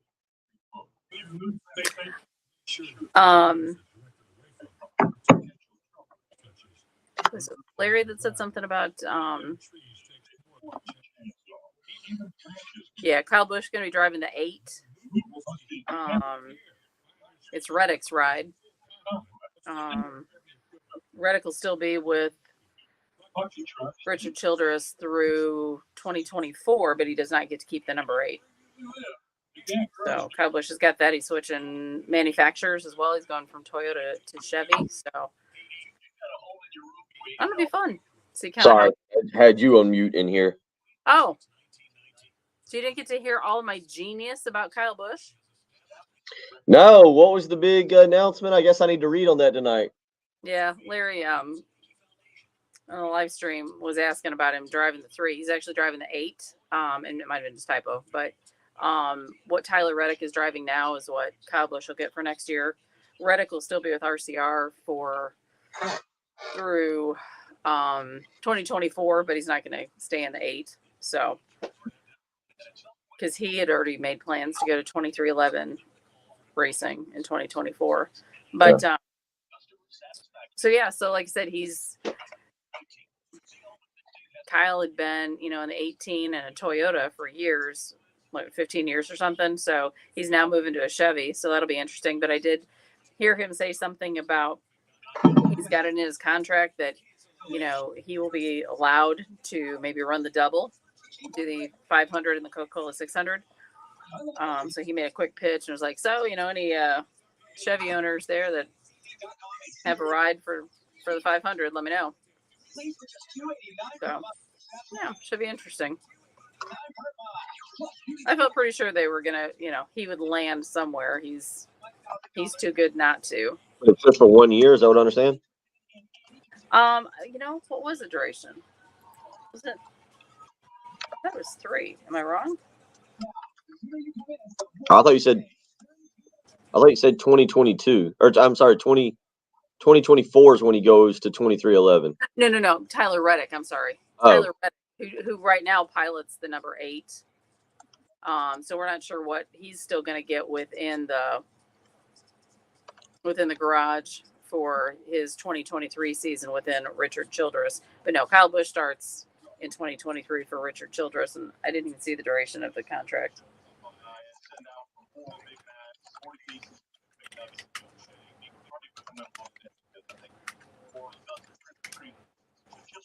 Taking good care of himself. The fear was Andre died in mid-40s. Joe didn't take care of himself. He would die at a young age.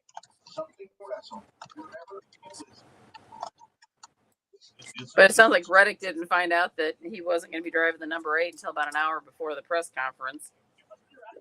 Oops. Hey. That's business. I mean, he still has a ride, as far as we know. But that also means that he gets Reddick's crew chief. 107.5 The Game and Gamecock Central are giving you the chance to go to the Georgia game this weekend. Log on to 107.5thegame.com. Click on the Gamecock Central Takeover banner and register to win a pair of tickets to see the Gamecocks take on the Georgia Bulldogs this weekend. Deadline to enter is this Thursday before 5:59 p.m. from Gamecock Central and your home of the Gamecocks. 107.5 The Game. Time now for the old-time Indy clip of the day. On December 27, 2014, Steve Spurrier's Gamecocks took on the Miami Hurricanes in the Independence Bowl. Miami led 7-0 with 8:04 left in the first half. Dylan Thompson about to take the snap from his own 22-yard line, 2nd and 10. Here are Todd Ellis and Tommy Suggs. Alan Knott stands over it. Thompson out of the gun. Davis to his left. He wants to throw it again. Shotgun snap. Throwing. Got a man. Farrell Cooper caught at the 45. Farrell in open space and a move at the 40. Farrell going to cut back and a block from KJ Britt. Farrell at the 15.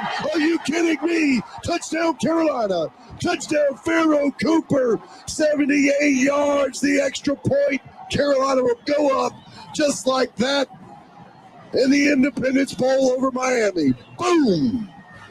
He was wide open, Todd. Wide open. Good protection that time. Good snap. Final score, Carolina 24, Miami 21. That's our Old Timey Clip of the Day, sponsored by Old Timey Meat Market with 3 locations, Lexington, South Congaree, and St. Andrews Road in Irmo. Broadcasting live from the Herndon Chevrolet Studios. This is 1075 The Game. Stop by or shop online today and see why Herndon Chevrolet makes you smile. The early game With Bill Gunter and Jen Jensen. on your home of the Gamecocks. The early game. 1075 The Game.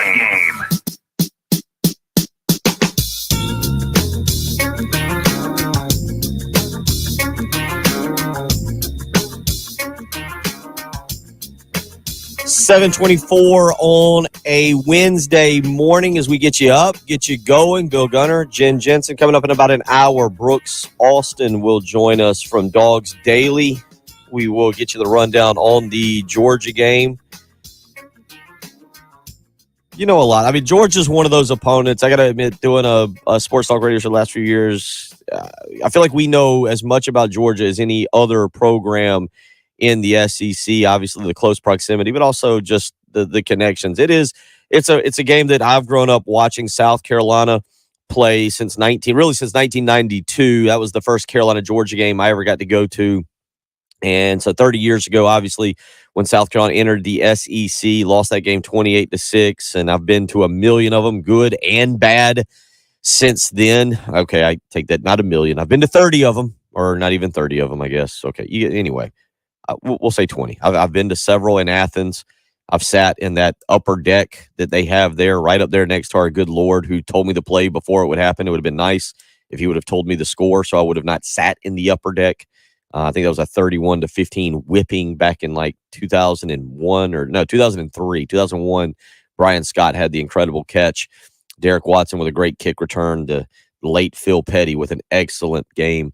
And South Carolina pulled out a 14-9 victory. I was there in 2000 at Williams-Brice Stadium when South Carolina broke out those.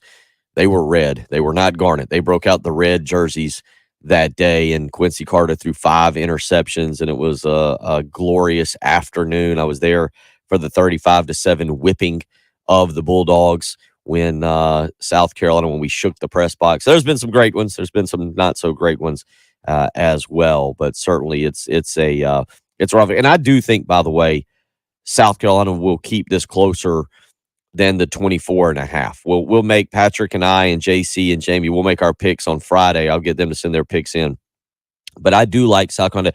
I think Georgia wins the ball game. I'm not calling for some kind of wild upset, but I think South Carolina did show improvement last week. There are things that need to be fixed. Seeing a quarterback throw for 375 yards gives me a little hope that Marcus Satterfield and that Freddie Kitchens can continue to build that offense. It's a matter now of somehow, some way incorporating the running game into that thing. And that's certainly something that Shane Beamer wants to be able to do, is incorporate a bit more of the run game and build some balance in the offense. And if they're able to do that, who knows how the game could set up. Now, the other part about Saturday is that what you'll get is the environment. There will be some big recruits on campus. I believe Nicholas Harbor will be on campus this weekend. We'll see if he shows up. That's part of it. But the fan base showing up, creating an environment at noon. It's a little bit different. I get it. Easy at 7 o'clock. At noon, a little bit more difficult. The LED lights aren't going to be in play. But Shane Beamer yesterday talking about needing the Gamecock fan base to show up and be loud. Here's what he had to say. It should be, to me, even better than what it was for the Georgia State game. So if you need more time to tailgate, need more time to get ready, wake up earlier. All right. So you can start preparing at 6 a.m., 5 a.m., 7 a.m., whatever time the lot's open over there. But we need that place to be absolutely rocking on Saturday at 12 noon. ESPN's, I think, going to push back the start of the game a few minutes because I think they want to showcase 2001 and what our pregame atmosphere is like. So that'll be a great opportunity from a recruiting standpoint to show people as well. And the opponent, this will be the first time that Georgia has played an true away game this year as well. And we need to make it really, really difficult and uncomfortable for them when they're out there, unless Unless somebody on Georgia's current team was here in 2018, they haven't faced a packed Williams-Brice because they were over here last in 2020 during the COVID year. So we need to make sure that's an asset for us. Arkansas was a great environment last Saturday at 11 a.m. Central. So sure as hell we can make a noon start. Really, really intense and awesome out there on Saturday afternoon, which is what it needs to be as well. And if you follow recruiting at all here at Carolina, you know how important this weekend is from a recruiting standpoint and the fantastic young men that we're going to have on campus. So we got to do our part as a football team, coaches and players, and we're really working hard to do that. But we need our fan base to do their part as well on Saturday. And knowing what I know about Gamecock Nation, I have no doubt. Yeah, there you go. I mean, again, Nicholas Harbor expected to be on campus, the 5-star athlete. I think South Carolina's recruiting him more as a tight end, but he is expected to be on campus. Always kind of hold your breath and just make sure they show up before you say definite. But taking his official visit to South Carolina this weekend, he'll take an official visit to Michigan next weekend and follow that up the October the 7th. I was going to say first full weekend, but I guess the first full weekend of October is 1st and 2nd. So Nicholas Harbor expected on campus, and you can, without doing it illegally, I think you can hear a little shout out there from Shane Beamer. Let's get back out to those Love Chevy phone lines. All right, Gamecock Larry, let's see if we got a better connection. I understand you got a new phone. If not, we're going to have to get on the phone lines with that phone company and get something right. But how are we feeling this morning? Can you hear me now? That's better. Okay. You just like them people 9 to 3 don't want to talk to me. That's okay. But I wasn't gonna call you this morning. I was gonna just let it go because we got a tough task coming up Saturday, and I don't care who we playing. Gamecock Larry never gonna bet against the Gamecocks. Now Root Hawk, he done called me. He riled me up. When you start talking about the coach, the second year, and I'll tell you, you don't need to be on the radio. You don't even need to be listening. Turn your radio off. You done got me mad. I don't know what I want to say. Let me tell you. Let me think. Saturday, you're going to see some of these Baylor recruits. In the lineup, they'll be playing. All right. We got a Gamecock Larry. We can barely hear you. We're gonna have to work on the phone. We're gonna have to get Gamecock Larry's daughter there to get him. We're gonna have to work on that, Gamecock Larry. You got a new phone system, new setup there. Sounds like I thought he actually walked away from the phone to yell at whoever had the radio on. I thought he did a situation there like Todd Ellis has to do on Carolina Calls, where he was going to tell somebody to turn the radio down. We'll work on that. We'll get Gamecock Larry straight, and we're giving our best effort to get him on the line. We know all of y'all love hearing him as well. 803-404-6100. I want to get back into the weekend that will be. One of you mentioned, let me go back here. I was talking about games that are coaches with a lot to prove this weekend. I went Steve Sarkisian and Jimbo Fisher.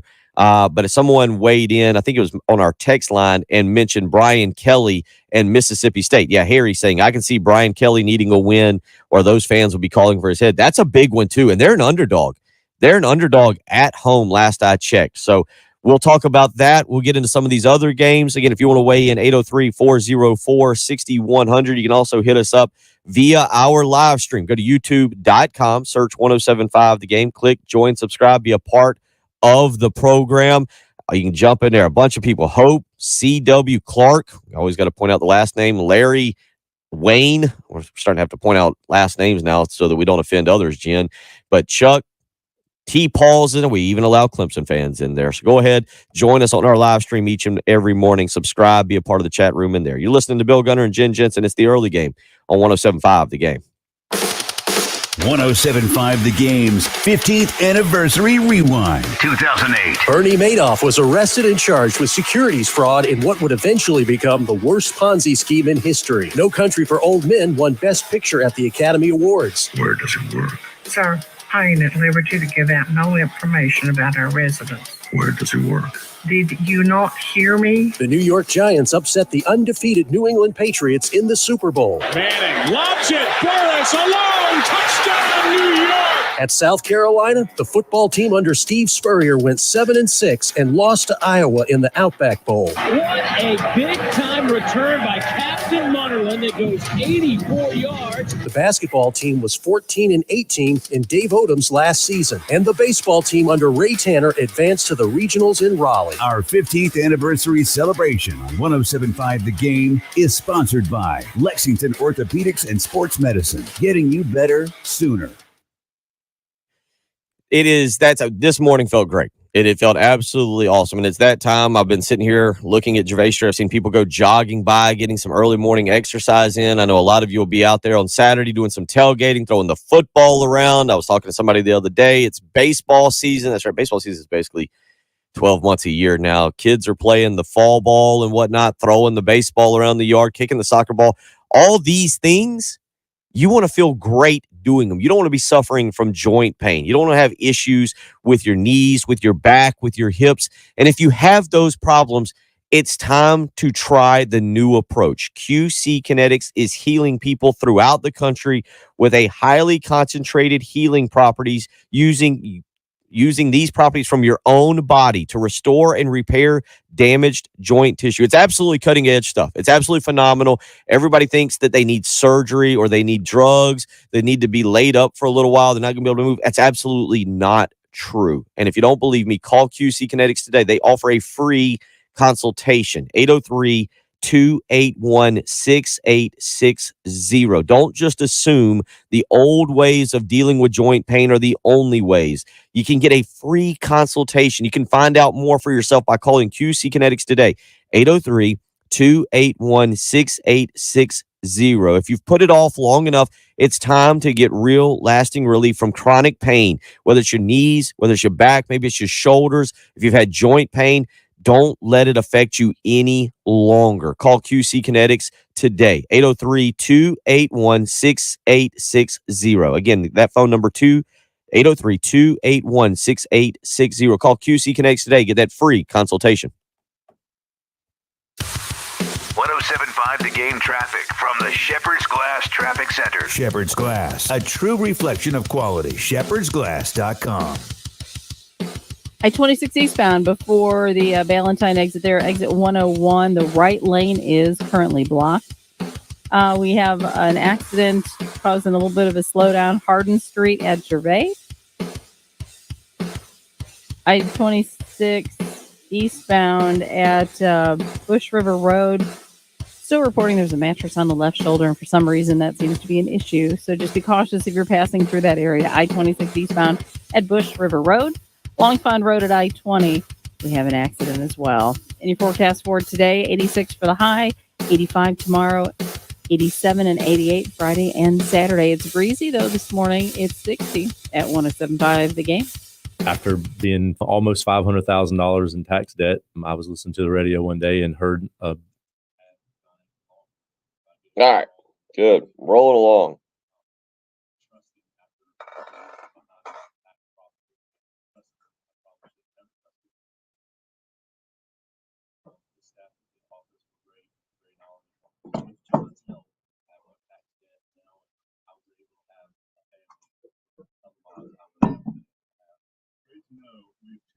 Oh my goodness.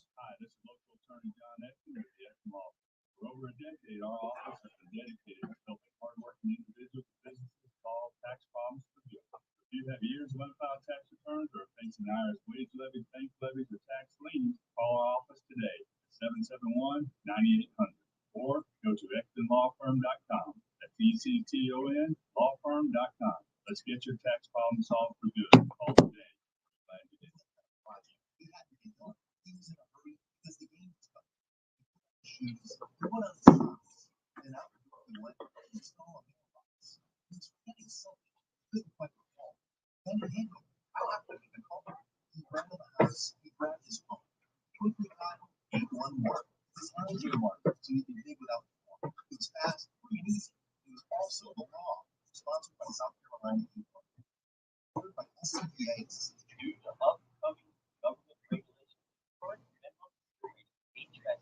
Will change.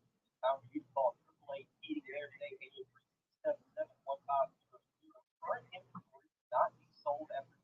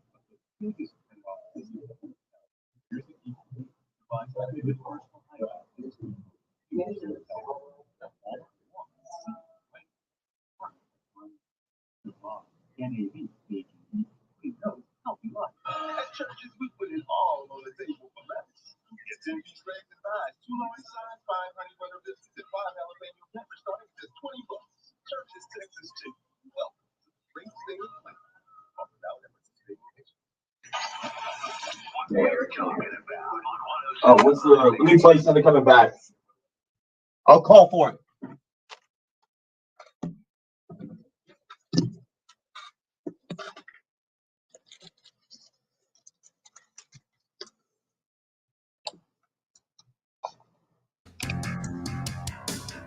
(803-404-6100) is how you can join us this morning. Again, want to let you know 107.5 The Game and Gamecock Central are giving you the chance to go to the Georgia game this weekend. Log on to 1075thegame.com, click on the Gamecock Central Takeover banner, and register to win a pair of tickets to see the Gamecocks take on the Bulldogs this weekend. Deadline to enter is Thursday before 5:59. So again, go to 1075thegame.com, where you can click on the Gamecock Central Takeover banner and register to win a pair of tickets to see the Gamecocks take on Georgia this weekend. Again, there's a deadline for this as we're giving away the tickets. It'll be 5:59 on Thursday. Again, that's 1075 The Game and Gamecock Central. So make sure you head on over to our website, click on the Gamecock Central Takeover banner, and register. You can win a pair of tickets for that noon game. Shane Beamer talking to the media yesterday. Shane Beamer with his opening statement about what he's hoping for this coming weekend. Big week for us. Home SEC opener against a great opponent, and really good practice this morning. Need to continue to get better as the week goes as well. Just real quick, injury-wise, as you guys know, I know we released a statement yesterday. Super disappointed and super hurt for Mo Kaba and Jordan Strawn and the end of their seasons. Two guys that have really worked hard and we're having fantastic starts to this season. Jordan was a captain for us game one. Mo was a captain for us game two. So we got to replace their leadership.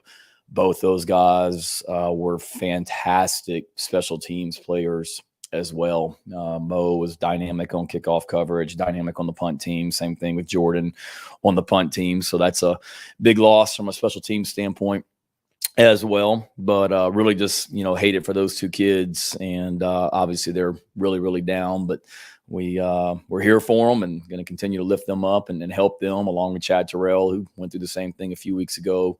Also, they're still a key part of this team. And like I said in that statement, they are their best football is still in front of them without a doubt. More injuries on top of them. Just an update, real simple. I think David Spalding, Cam Smith, Corey Rucker, RJ Roderick, and Boogie Huntley are all questionable this week. So can't say for sure that they're all going to play, and can't say for sure that they're not as we sit here today. So we'll see how practice goes the rest of the week. And hopefully we'll have those guys on Saturday. But if not, we've Our depth isn't where it needs to be for sure, but we got really good players on this football team, and we're going to take a bunch of really good guys out there on Saturday to play against a really, really, really good Georgia team and a really, really, really well-coached Georgia team as well. Just so impressed watching the video, offense, defense, and special teams.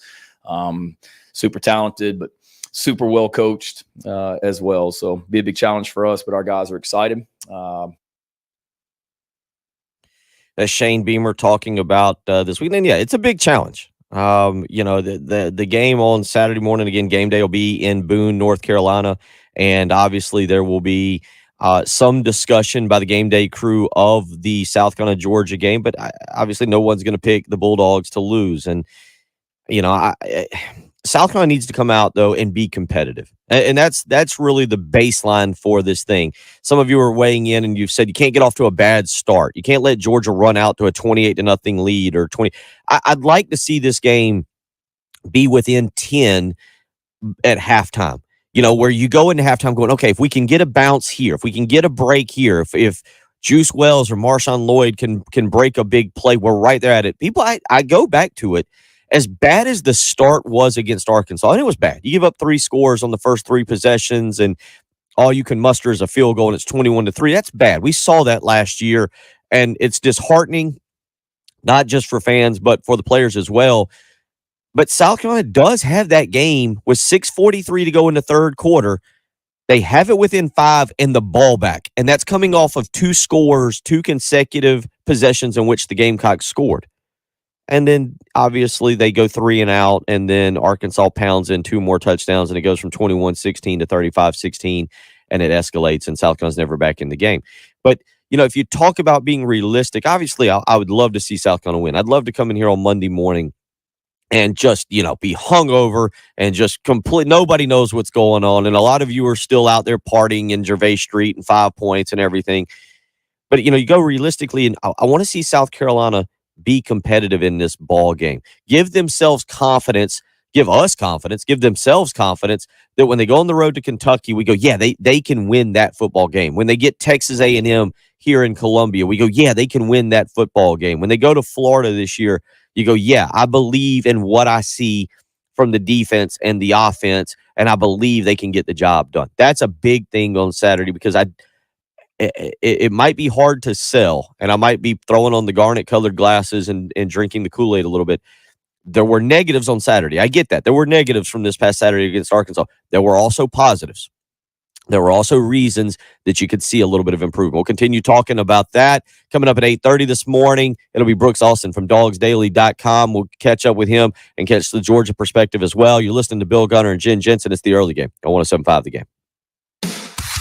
The year was 2007, and on November 12, 107.5 The Game went on the air. And since then, we have celebrated with you an SEC East title on the gridiron. The exclamation point in the swamp.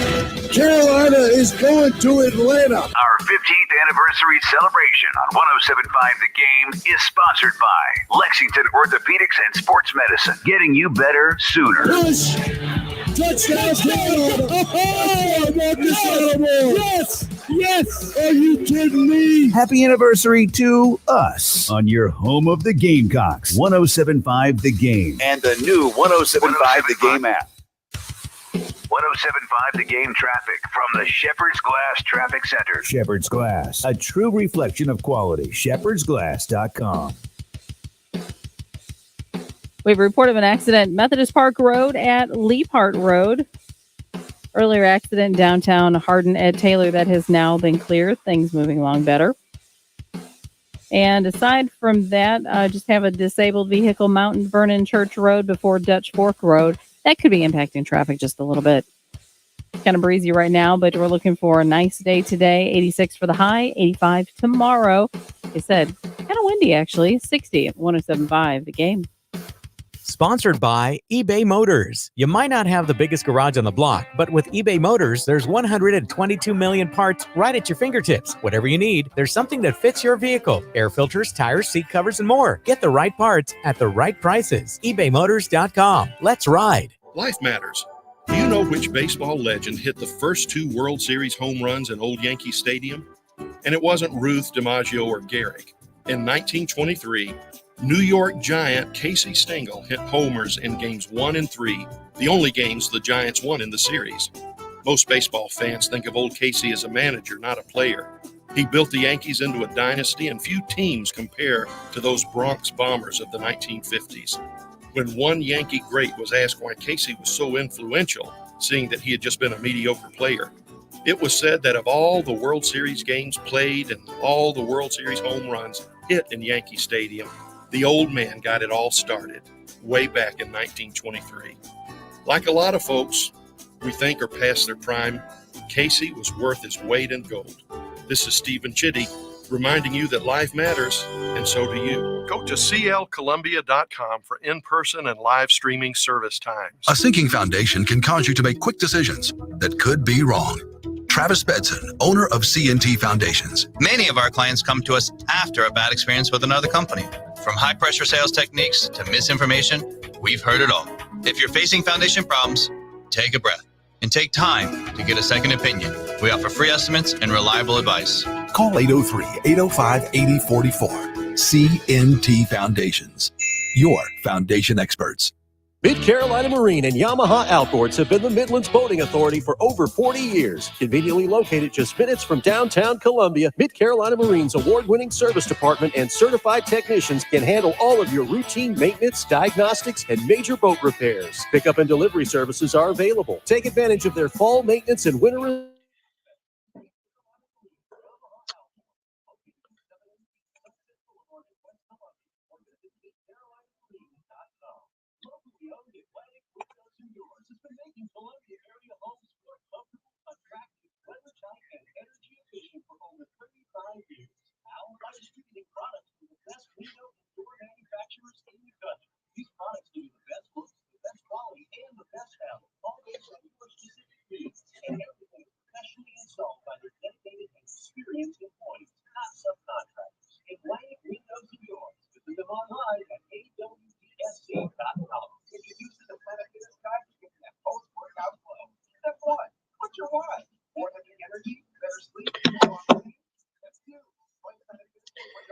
I think that's a little over. He did some good things. He left some good players. There were some really bad positions. I really like the upgrade of Devontae Reed and Nick Eamon-Worry already over any of the safeties he brought in. It's just absolutely ridiculous.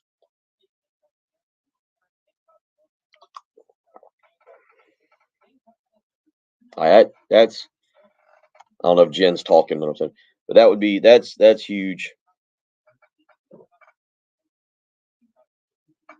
Jen, let's play number 9 when we come back with recruiting. Number 9. I'm sorry, number 9 when we come back? Yes, please. Sorry. Editing your QC Kinetics. Thank you.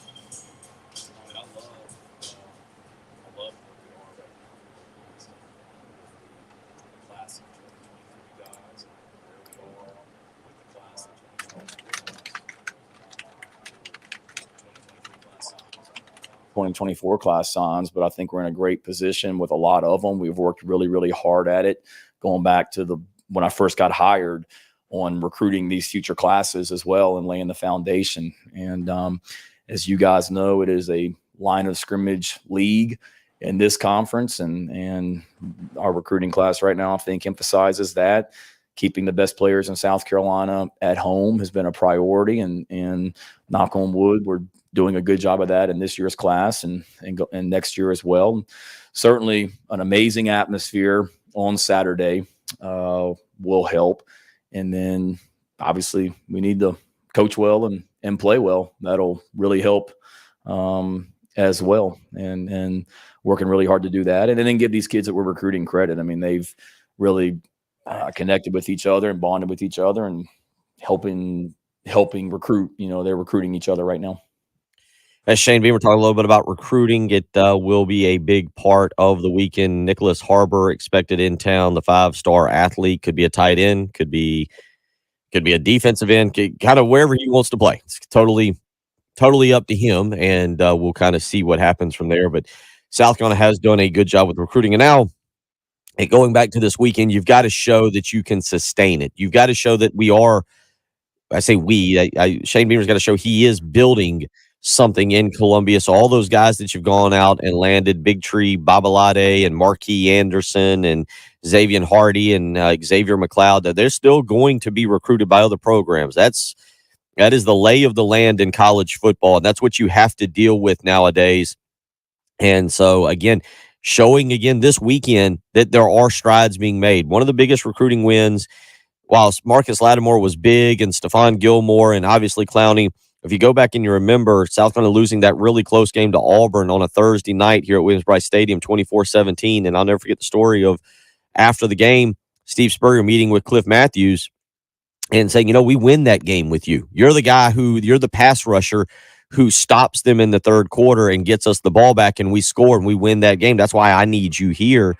And that was a big reason that Cliff Matthews ended up choosing South Carolina over Georgia at the time. And maybe Matthews didn't go on to have the career of Clowney or Gilmore or Lattimore or some of the other guys, but but Matthews was one of the first guys that really got the in-state ball rolling for Steve Spurrier and showed you could come here and be successful. And Matthews turned into a very successful player. And that's kind of what Saturday is. You go out there, and if you're competitive, if you win, that's great. If you're competitive and you lose close game, you go back in and you say, hey, we need one guy like you. You're a difference. You can be the difference. 803-404-6100 coming up in the next hour. Brooks Austin with Dawgs Daily will join us. We'll get more into the college football landscape and some spreads. And, hey, how about the Braves? Are you keeping up there? If not, don't worry. I'll tell you what's going on. It's the early game on 107.5 The Game. Celebrating our 15th anniversary is Columbia's Sports Talk Station, sponsored by Lexington Orthopedics and Sports Medicine. WNKT-FM, Eastover, Columbia. 107.5 The Game. A Cumulus media station. The demand for your used car is at an all-time high, and it's never been worth more. Busy. Let me get some water. I switched. I had to go get coffee last night, and I picked up a bag of the Dunkin' Donuts original glazed or whatever. Maybe it was Krispy Kreme I've got somebody's. I think it's Krispy Kreme, actually. Shows how well I pay attention to what I'm buying.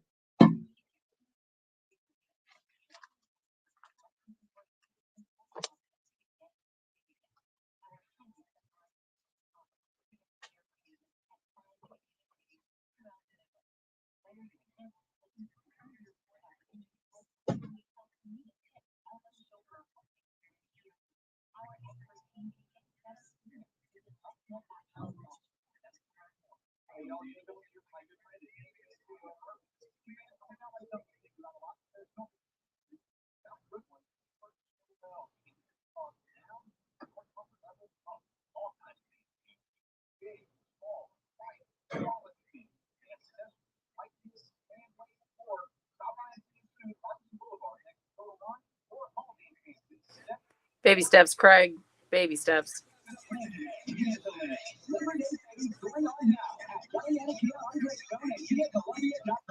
Unlike other dealers, we're selling new Kia below MSRP. Just go to KiaColumbia.com and see for yourself. New 2023 Kia Forte LSS, just $19,990. All new 2023 Kia Sportage LS, lease to just $259 per month. Plus, Galliani Kia will take any trade-in in any condition, even if it's not paid off. Don't make a $1,000 mistake. You want exactly what your trade is worth and a new Kia below MSRP. Everyone's Kia savings going on now. The sooner you come in, the more you save. Galliani Kia on Grove.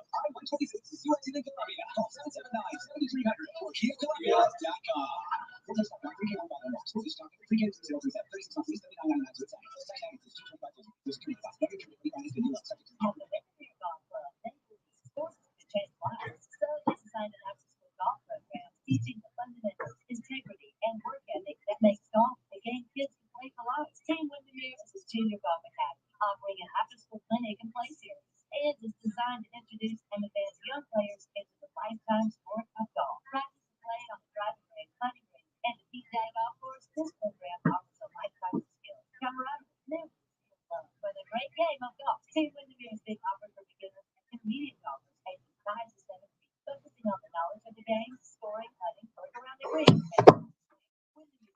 No, not eating. Well, I do eat donuts, but no, I bought. I had to go buy coffee for the house because I'd been at Dunkin' Donuts the last 2 mornings.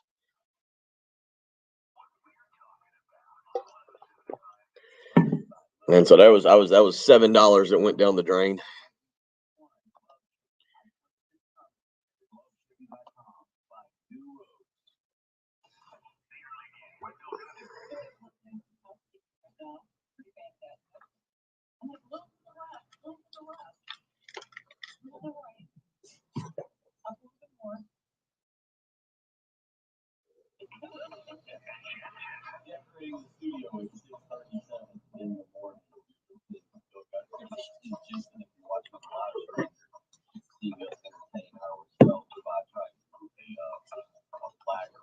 That stuck to the wall, and that led to. But then the right was down a little bit. It's like you gotta get it level. On your home of the Gamecocks. You're not going to believe this. 107.5. He killed 16 Czechoslovakians. Guy was an interior decorator. The Game.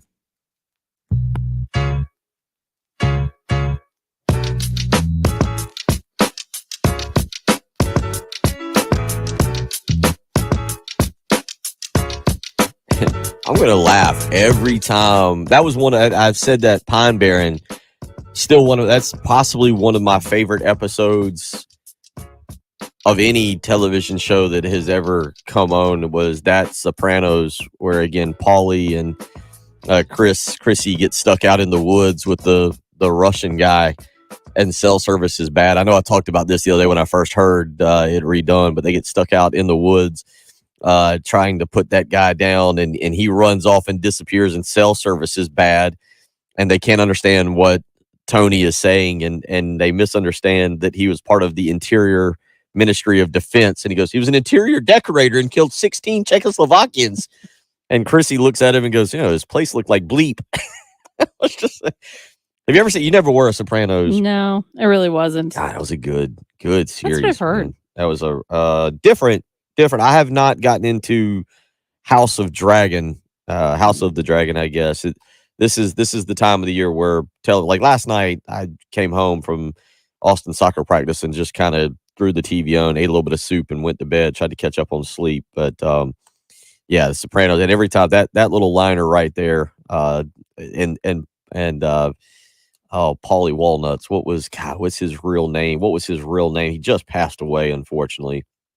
He just passed. We've lost a couple good. Paulie Gulatari, I believe is how you say that. That's not a name I'm going to get correct, but he was. Is it Tony? Actually, Sirico? that was I'm sorry. I was reading his actual Sopranos name because I typed in Paulie, but he was excellent. He was really good and played in a couple other things as well, and was absolutely fantastic. So anyway, 803-404-6100 if you want to be a part of the program here and not talk Sopranos or television shows. If you want to get into a little college football, we can do that.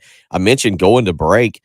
The Braves, hitting me up on our text line. Scott says Ozzie Albies last night 5 for 5 with a homer in AAA, and he could be back Friday. The Braves are set to be adding Albies back here in about if not within about the next 7 to 10 days is the estimation.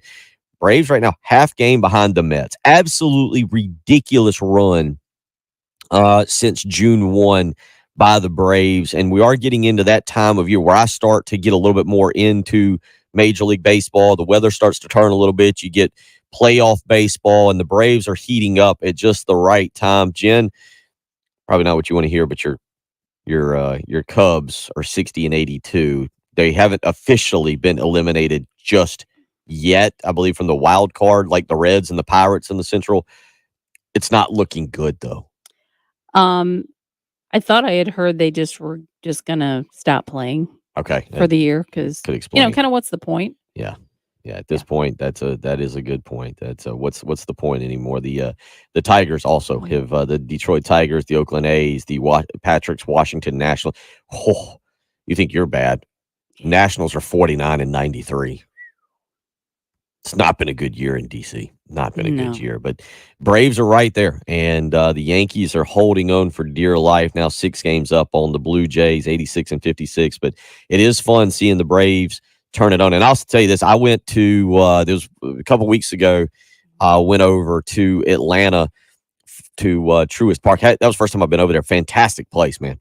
Absolutely phenomenal the way they've built that up and how they've turned that place into a must go to ballpark in Major League Baseball across America. I'd encourage you, if you get a chance next year or here at the end of the year, to head over there. Hope pointing out Braves half game back and still have a series with the Mets in Atlanta. So we're closing down Major League Baseball season, and certainly it looks like it's going to be a fun postseason that'll include the Atlanta Braves as they look to defend their World Series and make a lot of you very happy if they can go with back-to-back. But college football gets going again Friday night.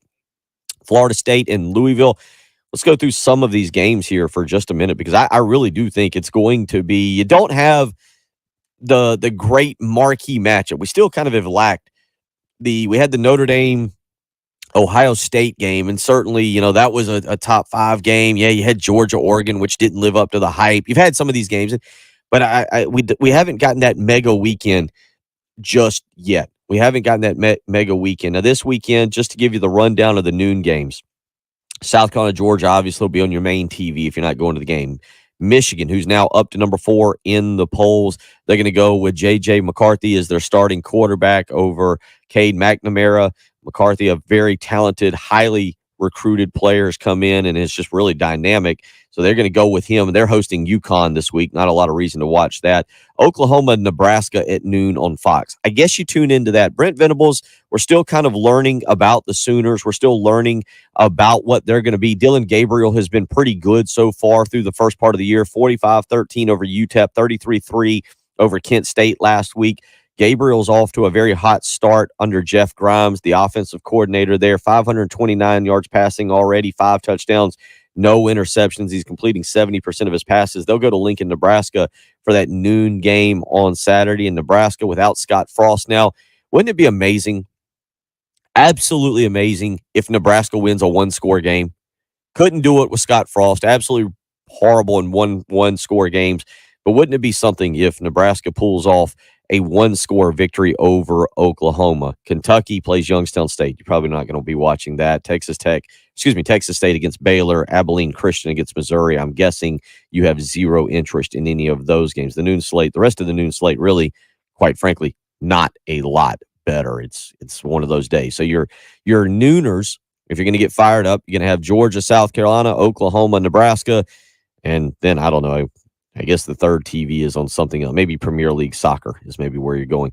In-state, Coastal Carolina will host Buffalo at 1 o'clock on ESPN+. Wofford will make the trip up to Blacksburg to take on Virginia Tech this weekend as well. A couple in-state games there. 2:30, got a text message in earlier and pointed out Marcus Freeman probably needs to win a game or, 0-3. People are a little bit fired up about this kind of situation. And the bottom line is Marcus Freeman, all that love. Remember the great video of the social media team for Notre Dame? Freeman coming into the weight room. He had just been given the Notre Dame job. The players were waiting on him, and they're jumping around, and they love him. This was all back during December. Well, then they blew a big lead to Oklahoma State. The Ohio State game, understandable. And then last weekend, they lose that ball game to Marshall. Not only do they lose that ball game, they lose their starting quarterback as well. Tyler Buckner out now at least 4 to 6 weeks. Out 4 to 6 months. The rest of the season, basically, he's got to have shoulder surgery. No real timetable if he'll be back for spring ball. So it looks like they're on to their backup quarterback right now. Drew Pine will be the starter this week, and Marcus Freeman will kind of address things as they continue to go through. But Notre Dame at 2:30 on Saturday will host California, that game on NBC, so maybe you tune into that a little bit. one of the sneaky good games of the weekend out west, 3:30, BYU and Oregon. BYU's up to number 12 in the most recent AP Top 25. Oregon sits at number 25. They're still trying to recover from that humiliating loss to Georgia, 49-3 to start the season. BYU's been good. Win here, maybe they jump into the top 10. And you look down the rest of BYU's schedule. And, of course, next year they're off to the Big 12. But if you look at the rest of BYU's schedule, Wyoming, Utah State, they have another marquee game against Notre Dame. They get number 10 Arkansas. They do have to go to Arkansas. Liberty, East Carolina, Boise State, something called Utah Tech. Unaware that existed until just now. And then Stanford. And I point this out because BYU has already beaten a number 9 Baylor. If they can win this, if BYU, and they're good enough to do this, Notre Dame all of a sudden doesn't look quite as scary. Arkansas is a little bit different. But if BYU can run the table, that's a playoff resume. That is a playoff resume if BYU can run the table. The biggest game there would be Arkansas. They'd have to get by Arkansas, and they do have to go to Fayetteville. But let me just point out with Arkansas. Arkansas will have played Texas A&M, Alabama, and at Mississippi State in consecutive weeks. The Arkansas bye week comes after BYU. Just keep an eye on that schedule there. I'm not trying to convince you that A&M's great. I'm not trying to sell you that Mississippi State's that physical of a football team is going to beat up Arkansas. But Arkansas will have gone 6 games in. They'll have played A&M, Bama, Mississippi State, and then they get BYU. All I'm saying in regards to this is if BYU gets past Oregon this weekend in Eugene, keep an eye on them. If we let Cincinnati into the playoff last year, BYU with that schedule, and you can beat Notre Dame, you can beat Arkansas, you'd have beaten Oregon, you'd have beaten Baylor, you'd have Stanford victory. BYU's a sneaky college football playoff dark horse there because of that schedule that I just gave you. So keep an eye on that game, 3:30 this week, and that's out in Eugene. Should be a really good one out there. Might actually, in terms of just overall games, just ones that you want to keep an eye on, might end up being the best. Oregon's a 3.5-point favorite in that ball game. The rest of the 3:30 schedule, that Penn State-Auburn game sits there at 3:30. Brian Harsin at home. Again, I gave you my 2 coaches with the most approved this weekend. I don't think Harsin beating Penn State takes his rear end off the hot seat. Losing, though, he may be following Scott Frost to the unemployment line and a lot quicker than he would like to. You know how those boosters are out there. They've also got a new athletics director who doesn't have loyalty to Brian Harsin. Keep an eye on that one. Penn State and Auburn, 3:30. Ole Miss is at Georgia Tech. Mississippi's trying to figure out some quarterback stuff there, but they should go in and thump the Yellow Jackets. Jeff Collins is heading for the hot seat if he's not already on it. They're 1-1, lost that game to Clemson, beat Western Carolina last week. But Georgia Tech is one of those schools, again, being over there in Atlanta. I know the academics can be a little bit difficult, but if they can get the right guy in there, we've saw it in the past with Chan Gailey, why am I drawing a blank? Is it Bobby Dodd? Why I think it's Bobby Dodd. I think prior to Chan Gailey, but they have been successful in the past. If Jeff Collins is fired, keep an eye out to see what happens with that job and who may be able to take it there. The rest of the slate at 3:30 is I mean, unless you're Heath Klein, Colorado at Minnesota. Heath Klein will have a watch party at his house. Again, you can visit him on Friday at Columbia Craft and talk all about the Colorado at Minnesota game, 3:30 ESPN2. He'll be more than fired up to discuss what Colorado has to do to pull the upset up in Minnesota. A few others for the weekend. Mississippi State at LSU, 6 o'clock ESPN. That's another big one there that you want to keep an eye on. Watch out for that. If Mississippi State does indeed knock off LSU, I don't think Brian Kelly's heading over to the hot seat. I think they're going to be willing. When you pay him that much money and he's in year 1, you're going to be a little patient with him. The reporters may not. The reporters may not even show up to his press conference, let alone be late if he loses to Mississippi State, especially since it is a relative night game, 5 o'clock Central kick, 6 o'clock Eastern. But if you lose a night game in Death Valley to Mike Leach, Brian Kelly might be under a little bit of scrutiny there. Mississippi State's a 2.5-point favorite. Last check on that one. Keep an eye there for that one. If you want something else to pair it with, there's a phenomenal North Carolina A&T versus Duke game going on at 6 o'clock on ESPN Plus as well. You can have them on multiple TVs going back and forth. Just FYI on that. Texas Tech and North Carolina State, 7 o'clock. We'll talk more about this schedule as we continue on. Again, coming up at 8:30 this morning, Brooks Austin of Dawgs Daily will join us. We'll get into a little bit more of this, get out to some of your thoughts on the text line as well. And Terry Ford, fat Terry Ford, who apparently can just sit on one of these seats and they magically go down. Apparently I'm so skinny now that, see, Jen, you didn't add that part that when I have to push these seats down in the studio, I have to lay on it. I have to physically push it down. That's why I always switch out the seats, because in the morning I'm in a rush. I'm trying to get the seats. There's one that's always down, and the Weisenheimers that are the 12 to 3 show yesterday left all the seats as high up as they could go. I don't know that it's so much. I mean, yes, you've done well. Thank you. But I don't know necessarily that is so much it, or could it be because Jay Phillips has no problem getting the chair to move up and down. The sumo boys that are Terry Ford and Jay Phillips will entertain you. Yeah, Jay Phillips is what? $150 soaking wet? He hides it well, Jen. He hides it well. So does Terry Ford. He might be strong, though. Terry did text me. I'm glad he's doing some kind of sports talk and not making fun of people's musical choices or where they sit in studio. He said Bobby Ross, not Bobby Dodd. Thank you for that, Terry. I'm glad you can do some kind of sports radio this morning and not just give giggles about the early show. Want to let you know our local pregame show, Gamecocks Game Day, will be outside Williams-Brice Stadium starting at 7 a.m. Saturday morning. You can go visit that aforementioned Terry Ford and Heath Klein. So if you don't get Heath Klein over at Columbia Craft on Friday from 3 to 6, you can go see him 7 a.m. He and Terry will be out there, Gamecocks Game Day, outside Williams-Brice Stadium, 7 a.m. Saturday morning. It's our local pregame show. We'll be getting you ready for South Carolina, Georgia, so go visit them. Ask Terry Ford all about his Baltimore Orioles or, I don't know, some DC team, and let him tell you about those. Ask Heath Klein about the Colorado Buffaloes.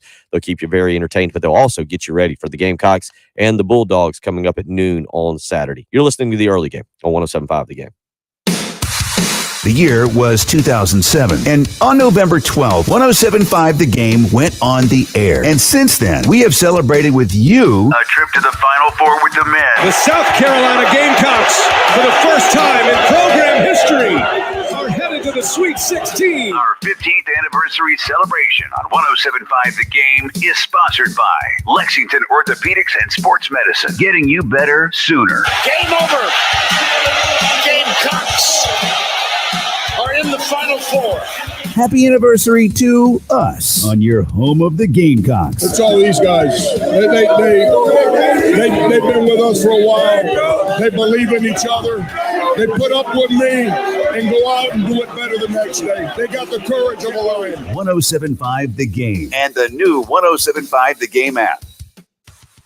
107.5 The Game traffic from the Shepherd's Glass Traffic Center. Shepherd's Glass, a true reflection of quality. shepherdsglass.com. Methodist Park Road at Leapart Road, working that earlier accident.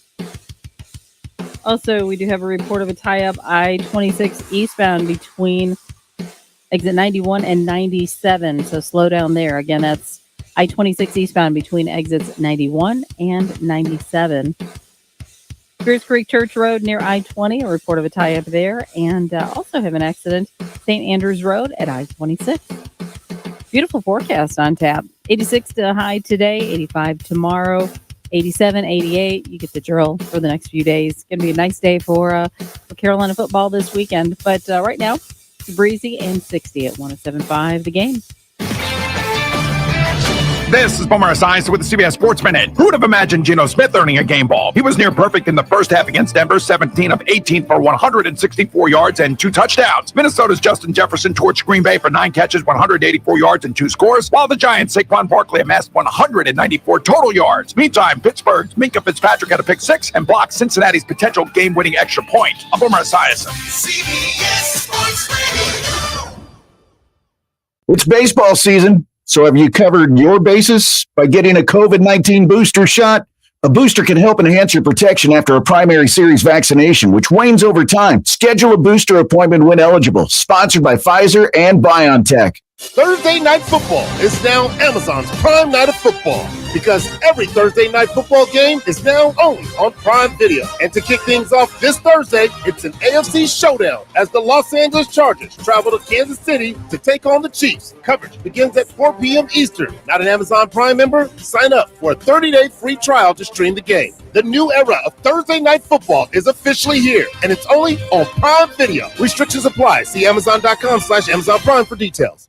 Do you owe more than $10,000 in back taxes? Good news. There's a new way out. It's called the Fresh Start Initiative. Call U.S. Tax Shield, A+ rated with the BBB, 800-391-5063 for your free consultation, and let U.S. Tax Shield protect you from the IRS. Sponsored by Indeed.com. Summer days getting shorter and business to-do lists getting longer?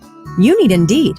Their all-in-one hiring solution makes it easy to attract, interview, and hire candidates all in one place. Sponsor your first job and get hiring today by visiting Indeed.com/credit. Introducing the Planet Fitness Guide to getting that post-workout glow. Step 1, what's your why? More epic energy, better sleep, blow off steam? Step 2, join Planet Fitness for $1 down, $10 a month. All right, number 10 it is. It was a good one. Cardio crazy in our clean and spacious clubs, or get down with some dumbbells and strength equipment. Step 3, bask in that post-workout glow. Join Planet Fitness today for $1 down, $10 a month. Cancel anytime. Deal ends Wednesday, September 14th. It's glow time. See Club for details. One search engine is used by 9 out of 10 consumers. Hint, the name begins with a G. And there are hundreds of things that go into being ranked highly by that engine. Your website, your business profile, even your social accounts. A couple of slip-ups and you find yourself on page 7. But at Cumulus Boost, we have the experts and resources to fix what's wrong and boost your findability so you can rank higher than your competition. Get started today at cumulusboost.com. CUMULUS boost.com. Hey, if you've got a hole in your roof or you need a whole new roof, you need to call Mid-State Roofing, 356-1919. For nearly a quarter of a century, Mid-State Roofing has established its reputation as the leader in the roofing industry. Whether it's above your head or at your feet, perhaps a leaky foundation, 356-1919 is the number to call for all your roofing and waterproofing needs. The quality and craftsmanship of a Mid-State roofing system are tops in the industry, especially commercial and industrial roofing systems. If you own or you're in charge of a large building, warehouse, or industrial facility, then you're in charge of that roof. And at some point, a roof is going to need some attention. So the number to call for advice, service, results, and a commitment to customer satisfaction is 356-1919. See all that Mid-State has to offer when you click on midstateroofing.com. Tell them, Mid-State twins. If you have a leak, let Mid-State Roofing take a peek. 356-1919, midstateroofing.com.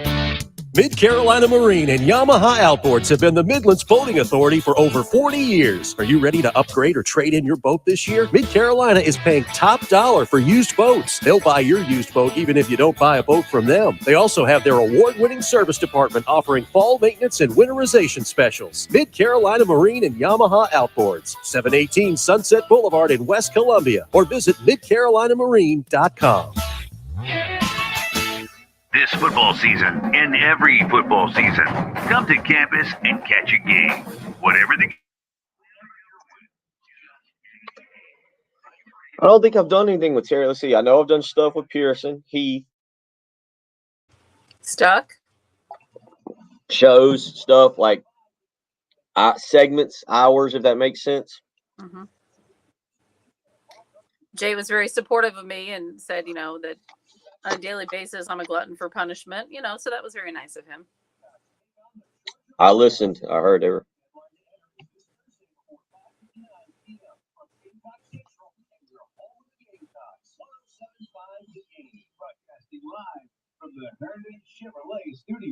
All right, so this one will be pretty quick. Yep. And I will play 10 coming in.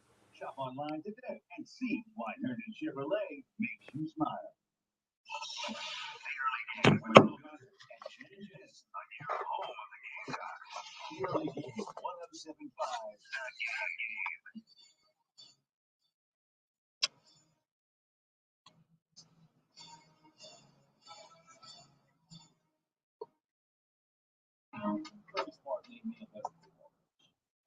was a really, really beneficial 2 years to be with him, and him coming. It was a great opportunity for me to, one, coach at a place like Georgia, live in a city like Athens, but to come in and see the whole Nick Saban, Alabama, the process and all that, but see it implemented from day one, where Kirby's taken over a program.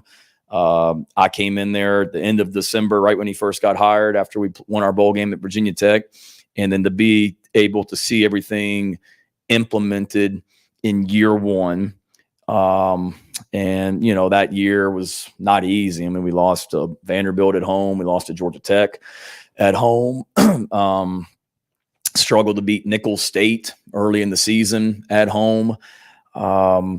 But then to see how just recruiting wise and continuing to build that program to where now in year 2, we went and won the Rose Bowl and played for the national championship, and seeing how he handled coaches, seeing how he handled the day-to-day stuff, the recruiting part of it, practice. I mean, there's a lot of things that we do here that are directly from things that I took from my time at Georgia. And there's things that we don't do. I mean, we do a lot of things differently as well. But when you talk about all the places that I've been as a coach and coaches that I've taken things from, as far as this organization and how we try and structure stuff, a lot of it, came from my time with Kirby, and certainly really appreciative of that opportunity that he gave me and everything that I learned from him.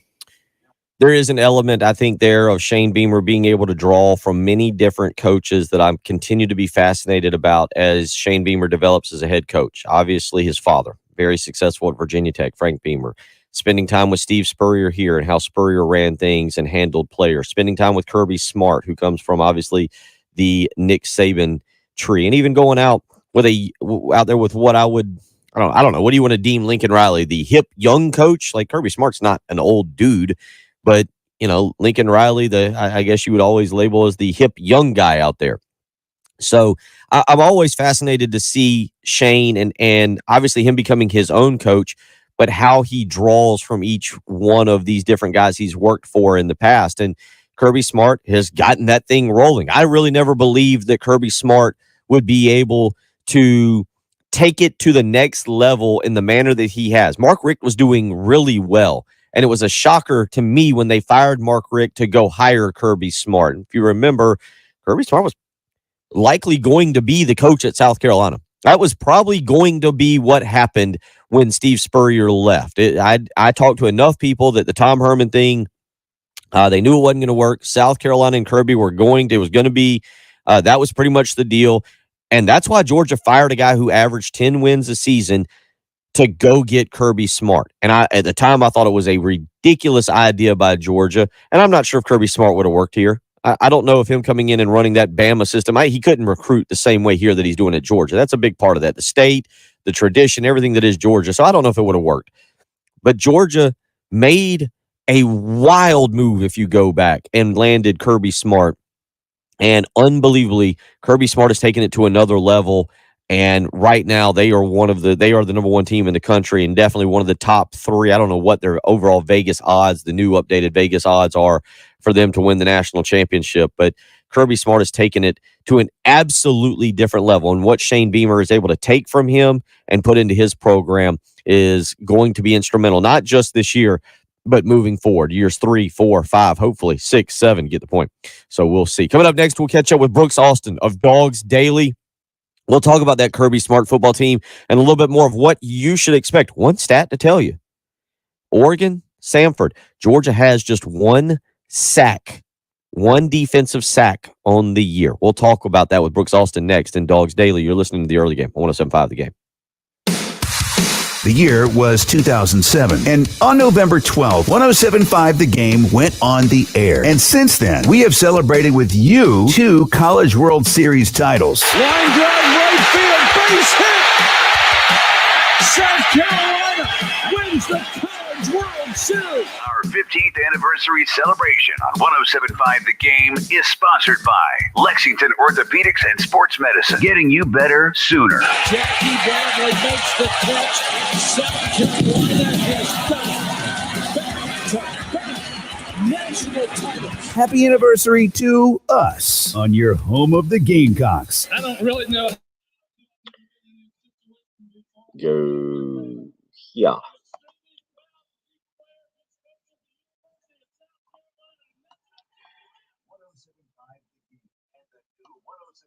Let's switch that one.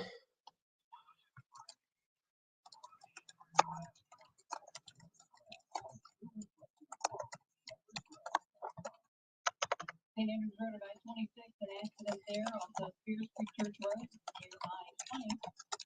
I-26 eastbound between exits 91 and 97. There's still a report of an accident there. It's all eastbound. And Western Park Road and Lee Park Road, working that earlier crash. 86 for the highs today. Right now, it's 26 on 27.5.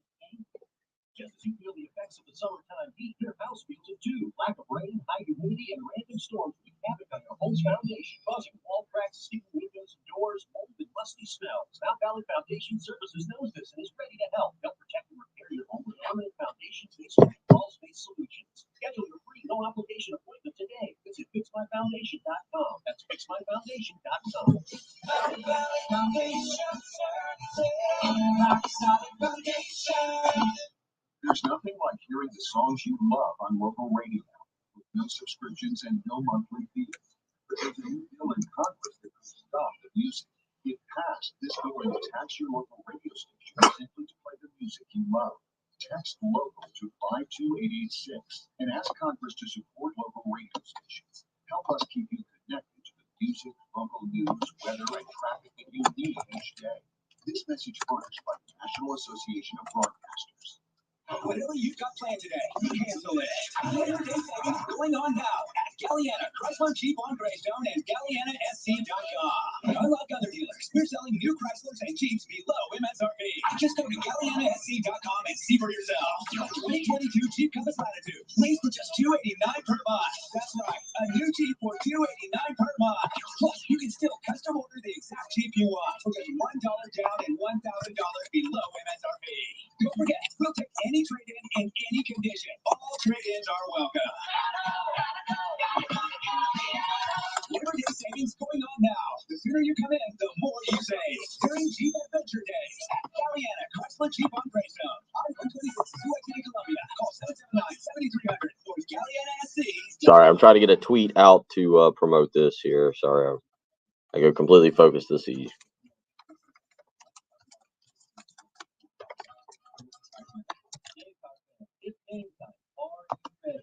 Get your ride ready with magnets, flares, and decals.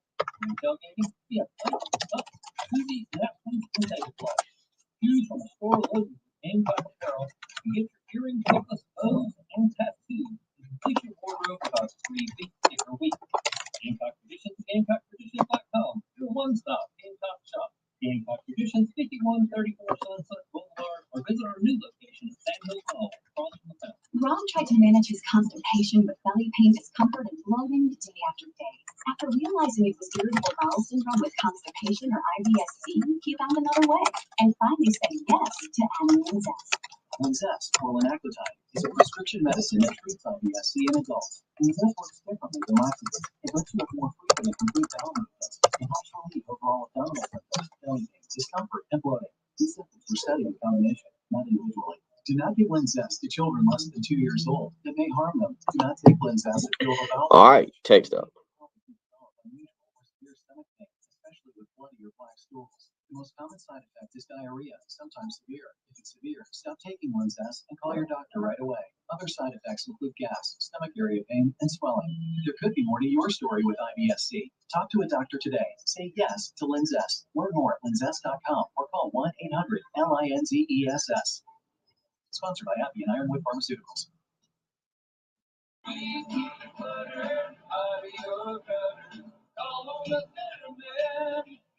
The government offers a variety of cards for your gun. Protect your biggest investment. Call the guys in the powder blue trucks. Locally owned and operated for 46 years. Call 791-7147. That's 791-7147. We keep it cluttered out of your gutter. Call on the man. Hi, my name is John, and I'm self-employed.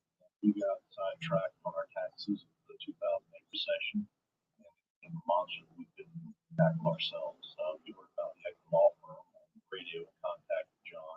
If you classify someone as a miracle worker, I would put him at the top of the list because he took our problem and resolved it for us with our, not only our unpaid taxes, but our unfiled tax returns for previous years. And I would highly recommend the Equity Law Firm. It's great to know we have changed people's lives for the better. Hi, this is local attorney John Eckman with the Equity Law Firm. For over a decade, our office has been dedicated to helping hardworking individuals and businesses solve tax problems for good. If you have years of unfiled tax returns or are facing All right. Good deal.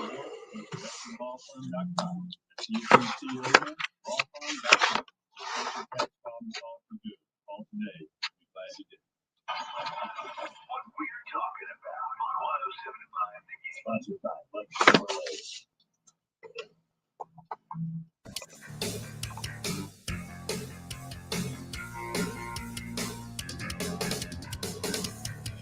8:35 on a Wednesday morning. Bill Gunner, Jen Jensen, as we carry you along, want to remind you 107.5 The Game and Gamecock Central are giving you a chance to win tickets to this weekend's South Carolina Georgia game. Log on to 1075thegame.com, click on the Gamecock Central Takeover banner, and register to win a pair of tickets to see the Gamecocks take on the Bulldogs this weekend. Deadline to enter is this Thursday prior to 5:59 p.m. Don't forget that. So go to 1075 The Game to do that. Joined now by my good buddy Brooks Austin with DawgsDaily.com. You can follow him on Twitter at Brooks Austin BA. You can follow them for your Georgia updates at Dogs Daily FN. And Brooks, it's a game that I was talking about earlier. As a Carolina fan, as someone who's grown up going to games, I've watched for 30 years, really, since 1992. So the 30th year, I'm really familiar with this thing. Some have been close.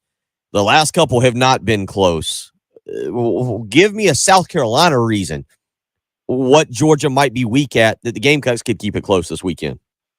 Well, I think more importantly than that, I think it's more of a litmus test for South Carolina. I don't know if we know yet where Georgia's weakness is. They beat the number 11 team in the country by 46 points, and then they kind of sleptwalk through a 33-0 victory over an FBS opponent. Or FCS opponent, rather. I don't really know if we know what the true weaknesses of Georgia are yet, because we don't really know what the strengths are. It kind of just looks like, hey, they look like a machine. They look like this big, massive, daunting task to tackle. So if you're South Carolina, I think more importantly on Saturday for me, if I'm a South Carolina fan and I want to see, hey, how do we measure up against the defending national champions and the number one team in the country? I'd watch that line of scrimmage. More than anything, that's the differentiation point between what Georgia does on Saturdays and what everybody else does. I watched them lean on folks offensive line-wise this year. They just absolutely move bodies and just wreckage and carnage for 4 quarters. And on the other side of the ball, it's nothing but flash plays by that front seven from the defensive line to the linebacker. So I think South Carolina's got great weapons, right? You got good receivers. You got a really good quarterback, a talented quarterback. About whether or not you can keep him upright, whether or not you can run the ball long enough to sustain drives, and whether or not on the other end you don't get pushed around for 4 quarters. If those things happen and you, I'm not going to say, win this game or keep it within 30 points, but if you fight and make it look like you battled, I think that's the biggest point and question for South Carolina. He's Brooks Austin joining us from Dogs Daily, where you can check out them. Check them out on Twitter at Dogs Daily FM is where you can follow that and make sure you get all your Georgia news and information there. What is this Georgia offense doing really well right now? I saw Stetson Bennett just go insane against Oregon. I think it was 368 yards for the year. Bennett, by the way, 668 yardage, 3 touchdowns, no interceptions, and he's completing 75% of his passes. So it looks all of a sudden like this is a pass-first offense, but we know Kenny McIntosh and DeJuan Edwards and Kendall Milton, they're solid running backs as well. So what is this Georgia offense that we'll see on Saturday? So I think I was trying to figure out, how does a team that's normally been, at the most 50-50 in terms of run-pass split, Georgia's traditionally a run-heavy football team. We all know this. Everyone that pays attention to the Southeastern Conference over the last several years knows this.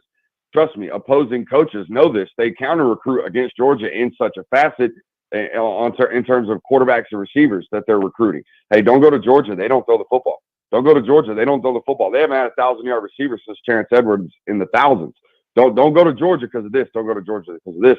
I think year 3, Todd Monken, and the history of Todd Monken tells you he's an air raid guy. He's an air raid concept guy, all the way to a rate of 62% pass back in his days at Oklahoma State. He's a guy that likes to throw the football. He's now 3 years in, now with a quarterback returning for the first time as a true starter, an unheralded starter, and he's confident. But all of that aside, I think most importantly for, Georgia fans aren't listening to this, but the thing you should fear most going against Georgia is, last year per Pro Football Focus, Stetson Bennett averaged a turnover-worthy play. Essentially, he was risking the football one time every 28 plays, or every 28 dropbacks, rather. Well, he's dropped back on average of 36 times per game through the first 2 weeks, and he hasn't made a turnover-worthy play. I think that's been the most important thing. If you're going to throw the football under a Kirby Smart football team, you better protect the ball, and that's what they're doing right now. Again, Brooks Austin joining us. Make sure you follow him on Twitter at Brooks Austin BA is the way to do that. Real quick, you look at this defense. Correct me if am I wrong on this? I saw the stat last night, and I forget who to attribute it to, and it might have been you, might have been somebody else. Georgia at this point in the season, it is Oregon, it is Samford, so different things there. But is it true? Just one sack on the season? Is that right? Yeah. One sack. It was Michael Williams this past weekend against Samford. But here's the deal, Bill. If you go back and watch both these games on tape, I mean, there's 3-step drops out of shotgun, right, and then there's whatever they were doing the last 2 weeks. I mean, it's like 1.5 steps ball out. Like there hasn't been a lack of success rate on the pass rushing abilities. Don't get me wrong. So if you're just box score scouting Georgia, you're like, wow, they're not getting after the Q. Well, the quarterback ain't been holding the daggone ball the last 2 weeks for no time at all. There's been no shots taken downfield. There's been basically the antithesis of what it is I saw South Carolina do on film or during Saturday's game against Arkansas. I felt like every time I looked up, Spencer Rattler was holding the ball long enough to throw it 50 yards downfield. Georgia hasn't faced an opponent that's even willing to try to do that or risk their quarterback's life long enough to do that. So, I think the stats and the sacks are a little bit misleading or can be misleading. Hell, last year, Robert Beal led the team in sacks. He had 6.5 sacks at the University of Georgia last year. You probably know who Robert Beal is now, but last year on a defense with Trayvon Walker, Jordan Davis, Nakobe Dean, Channing Tindall, Quay Walker, Jalen Carter, you didn't know who Robert Beal was last year, and he led the team in sacks. So I think sacks is a statistic rather at Georgia that can be extremely misleading. Yeah, I actually, because of recruiting, was very familiar with Robert Beal. There was a time I thought Will Muschamp might be able to steal him away. Took an official visit to the Gamecocks and thought the Gamecocks might be able to pull that one out. Obviously, it did not happen that way. I ask you that because if you compare last year's defensive front seven to what Georgia is working with through 8 quarters this year, I know the natural assumption, and that's why I asked you about the sacks, is because a lot of people are going to say, well, wait a minute, just one sack. Hold on. This unit, not as good as last year's, but talent-wise, that recruiting is kicking in, and they might not have the experience. Talk a little bit about that front seven that South Carolina will have to face on Saturday. So they're not as experienced as the group last year, right? And they don't have a Jordan Davis. Let's start with that. They don't have experience, and they don't have a Jordan Davis. So that's important. So you might be able to, mess with their eye discipline a little bit, maybe get them out of a gap, correct? In a certain play. But you better hit them for an explosive at that point in that time. I think that's what Oregon and Samford have kind of failed to do. They have yet to hit an explosive via the run game, which is what it's going to require to drive the football against Georgia. You're going to have to catch them misaligned and in an improper gap. Now, as far as talent goes, Bill, when I turn the tape on of Georgia's defense this year, man, it's hard to say they're more talented, but they're as talented. I mean, there are flash plays left and right from guys that look like they will be playing on Sunday very, very soon, right? Jamon Dumas Johnson, who replaced Nakobe Dean, he ain't him yet, but he looks just like him. I mean, he responds and reacts and moves first, just like 17. Smile Mondon, he ain't Quay Walker yet, but he looks just like him. He runs like a deer. He's 6'3", 230 pounds. And is one of the freakiest athletes Kirby Smart's ever laid his eyes on, per Kirby Smart. So are they as talented as last year? 100%. Are they as experienced? No. But by week 6, they probably will be experienced enough to be just as good or statistically as dominant, considering the schedule, as last year's defense. offensively real quick. Kenny McIntosh expected to be the leading ball carrier this weekend. How does that run game stack up so far? We talked about Stetson Bennett. He's throwing it, and he looks real good doing it. But real quick, you mentioned also that offensive line. They're big, they're mean, they're physical. That will be a difference in the game, especially with South Carolina having injuries now at linebacker and defensive end. But talk a little bit about the specific run game. Yeah, they rotate like 9 guys offensive line wise too, Bill. I mean, they're really, really deep. They're not going to get tired. There's no lack of continuity either because they've been doing this 9-man rotation essentially all fall camp. So all these guys have intermingled and worked with each other. So, continuity was a major concern for me watching them rotate as many football players as they did. But as long as the 5 on the field are good and they're damn good, you're going to be all right. I truly believe it's the best offensive line from Georgia that I've studied on tape since I've been here. And it's my 4th season covering these guys. So I did get to cover the Andrew Thomas and the Isaiah Wilsons and the Solomon McKinleys and the Trey Hills, who are 4 Sunday guys. Right now they're playing in the NFL. I think these 9 guys, of the 9 that play, I think 8 of them are going to play for at least 5 years in the NFL. I think they're that talented. As an offense as a whole, it's kind of interesting. You don't really know what you're going to get from Monken week in to week out. Against Oregon, he was a heavy 12 personnel guy. He lived 2 tight ends on the field. They ran a bunch. I mean, they looked like the LA Rams, essentially. They were stretch zone, wide zone, left and right. I mean, doing a bunch of different play action stuff under center. And then you watch them against Samford, they stay out of 2x2 a lot and do a bunch of different stuff formationally and live out of shotgun. So they were a very different football team from week 1 to week 2 offensively.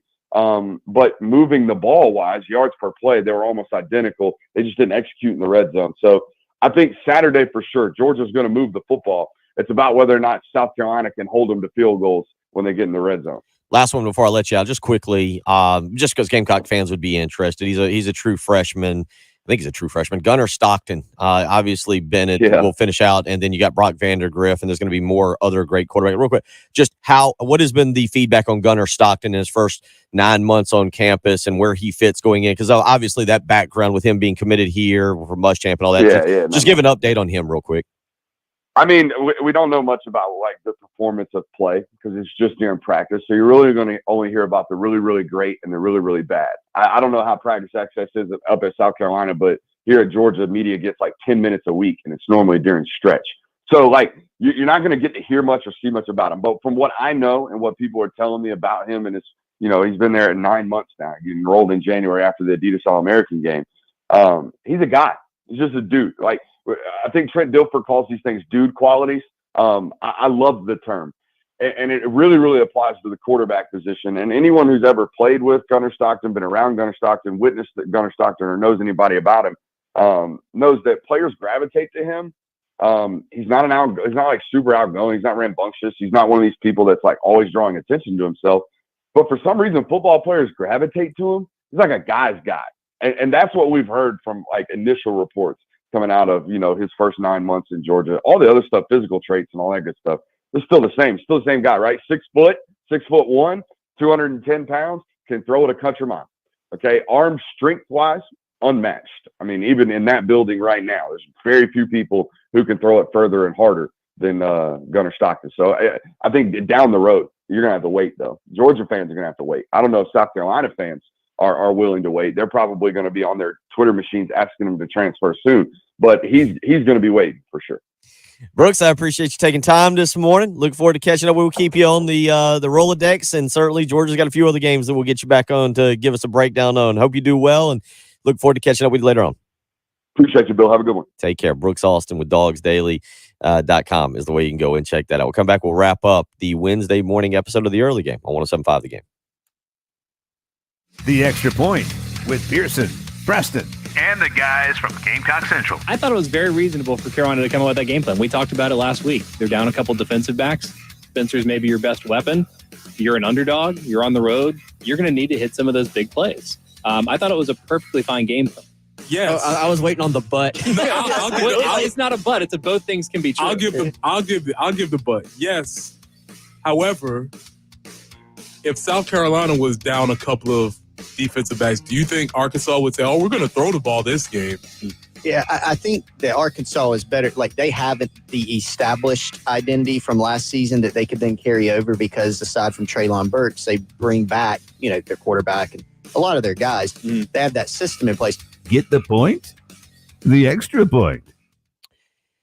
Going and purchasing a new car, it really should be a fun, exciting experience, especially when you save money. That makes it even better. And at Love Chevrolet, they've made a promise to their customers they're not going to sell above MSRP. That's right. They know in this time of high demand and low supply, you're out there looking for vehicles. You need something affordable. You need something reliable. And at Love Chevrolet, they continue to treat their customers the same exact way they've treated them for over 60 years. So don't hesitate. Get out to Love Chevrolet today. I-26 in Harbison between Lowe's and Frankie's Fun Park. Go visit the family that's taking care of the Midlands when they're looking for a new vehicle for over 60 years. Again, that's I-26 in Harbison between Lowe's and Frankie's Fun Park. You can visit them on the web, lovechevy.com. You can speak with a seasoned professional right there and even find the car, truck, or SUV you've been looking for. But now is the time to get out there and do it. 14 acres of brand new Chevys. That brand new Chevrolet Equinox is coming in really soon. It's a beautiful vehicle. It's something that you might really like. Go check it out for yourself. I-26 in Harbison between Lowe's and Frankie's Fun Park, or on the web, lovechevy.com. Get out to Love Chevrolet and find new roads. 107.5 The Game traffic from the Shepherd's Glass Traffic Center. Shepherd's Glass, a true reflection of quality. shepherdsglass.com. A report of an accident in 5 Points, Saluda Avenue at Blossom Street. Also a tie-up, Spears Creek Church Road near I-20. St. Andrews Road at I-26, an accident there. And St. Andrews Road near Piney Grove Road, right there in front of Aldi. There is an accident there as well. 86 for the high today, 85 tomorrow. It is breezy, 61 at 107.5 The Game.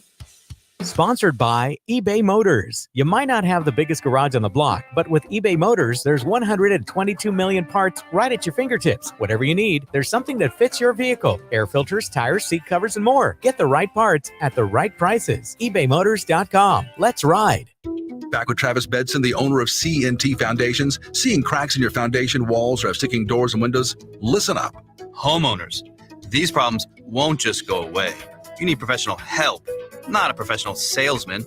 At CNT Foundations, we're real, local, general contractors that provide solutions that last a lifetime. Call 803-805-8044. CNT Foundations, your foundation experts. It's time for fall football in the South. Imagine watching the game from your stone paver patio, sitting around a cozy fire. Carolina Fresh Farms has everything you need to create the best outdoor space in the neighborhood. Natural stone, pavers, fire pits, outdoor fireplaces, and all the tools and supplies for your project. With 7 locations in South Carolina, visit their website at carolinafreshfarms.com to find the location nearest you. Carolina Fresh Farms, your landscaping supply specialists. Go Gamecocks!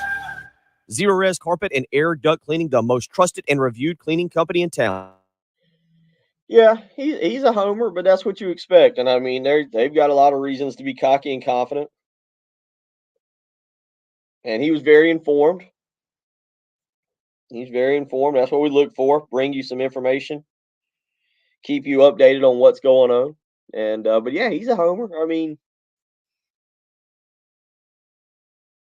I would we'll get him back on for I don't know, I don't know what other big games they've got later on.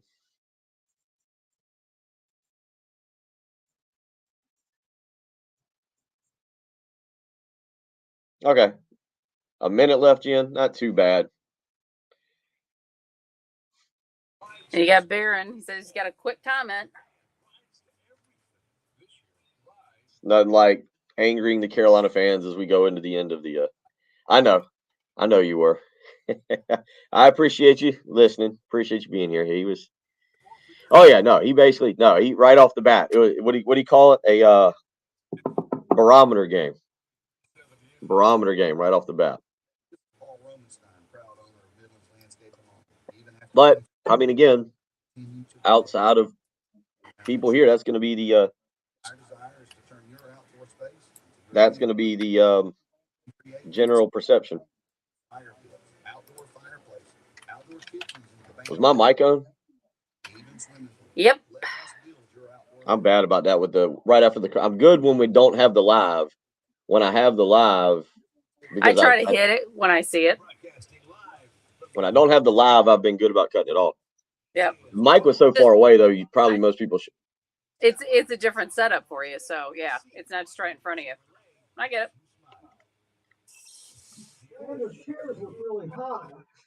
What? The chairs look really high. Whoa! He's number one. He's number one. Hey, how you doing? Good are you? Half asleep like always. Yeah, that's pretty much where I am right now. It's amazing two of y'all can fit in that small producer room together. The Sumo Terry in there, and I tell you what, man, the afternoon show. I guess you should listen from 12 to 3 today. Maybe more comedy hour. Thank goodness I have the sports talk from 9 to 12. From 8. What time do I work? 6 to 9. Well, when you don't really work during that time, it is hard to keep track. I have to keep track of you. Now I got to keep track of other employees. I got to watch the chairs. I got to make sure. See, Terry, they turned the mic off. Yeah. But see, Terry doesn't understand back behind. Like Terry in the mornings. Well, one, just like the Sopranos intro that we have, I don't want to just be sitting here doing a show and some Georgia homer or something come up behind me and just take me down. Needless.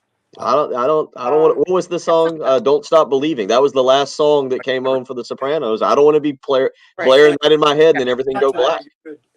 So yeah, Terry Ford. You can hear him today from 12 to 3 there as we wrap up. All right, Jen, we got Barron who wants to weigh in. Barron, you got about 30 seconds. It better be extremely quick.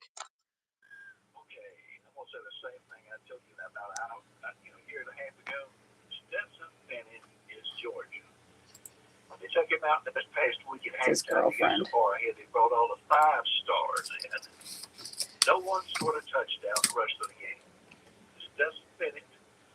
He is Georgia. He's the most underrated player in America today. He's quick, accurate, fast. Makes good decisions. He makes it look easy. Some make it look hard. He makes it look easy. Do you agree or disagree? That is Barron Bennett, the official Heisman promoter for Stetson Bennett.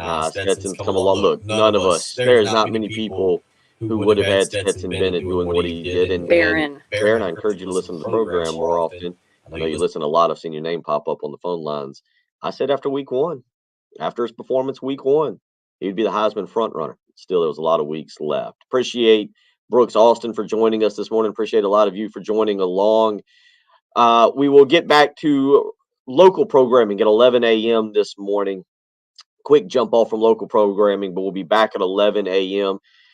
Sumo Terry, Sumo Jay, they'll be in here at 12 to 3. And, of course, that lovable Heath Klein from 3 to 6. We'll talk to you tomorrow morning. It's the early game, 107.5 The Game.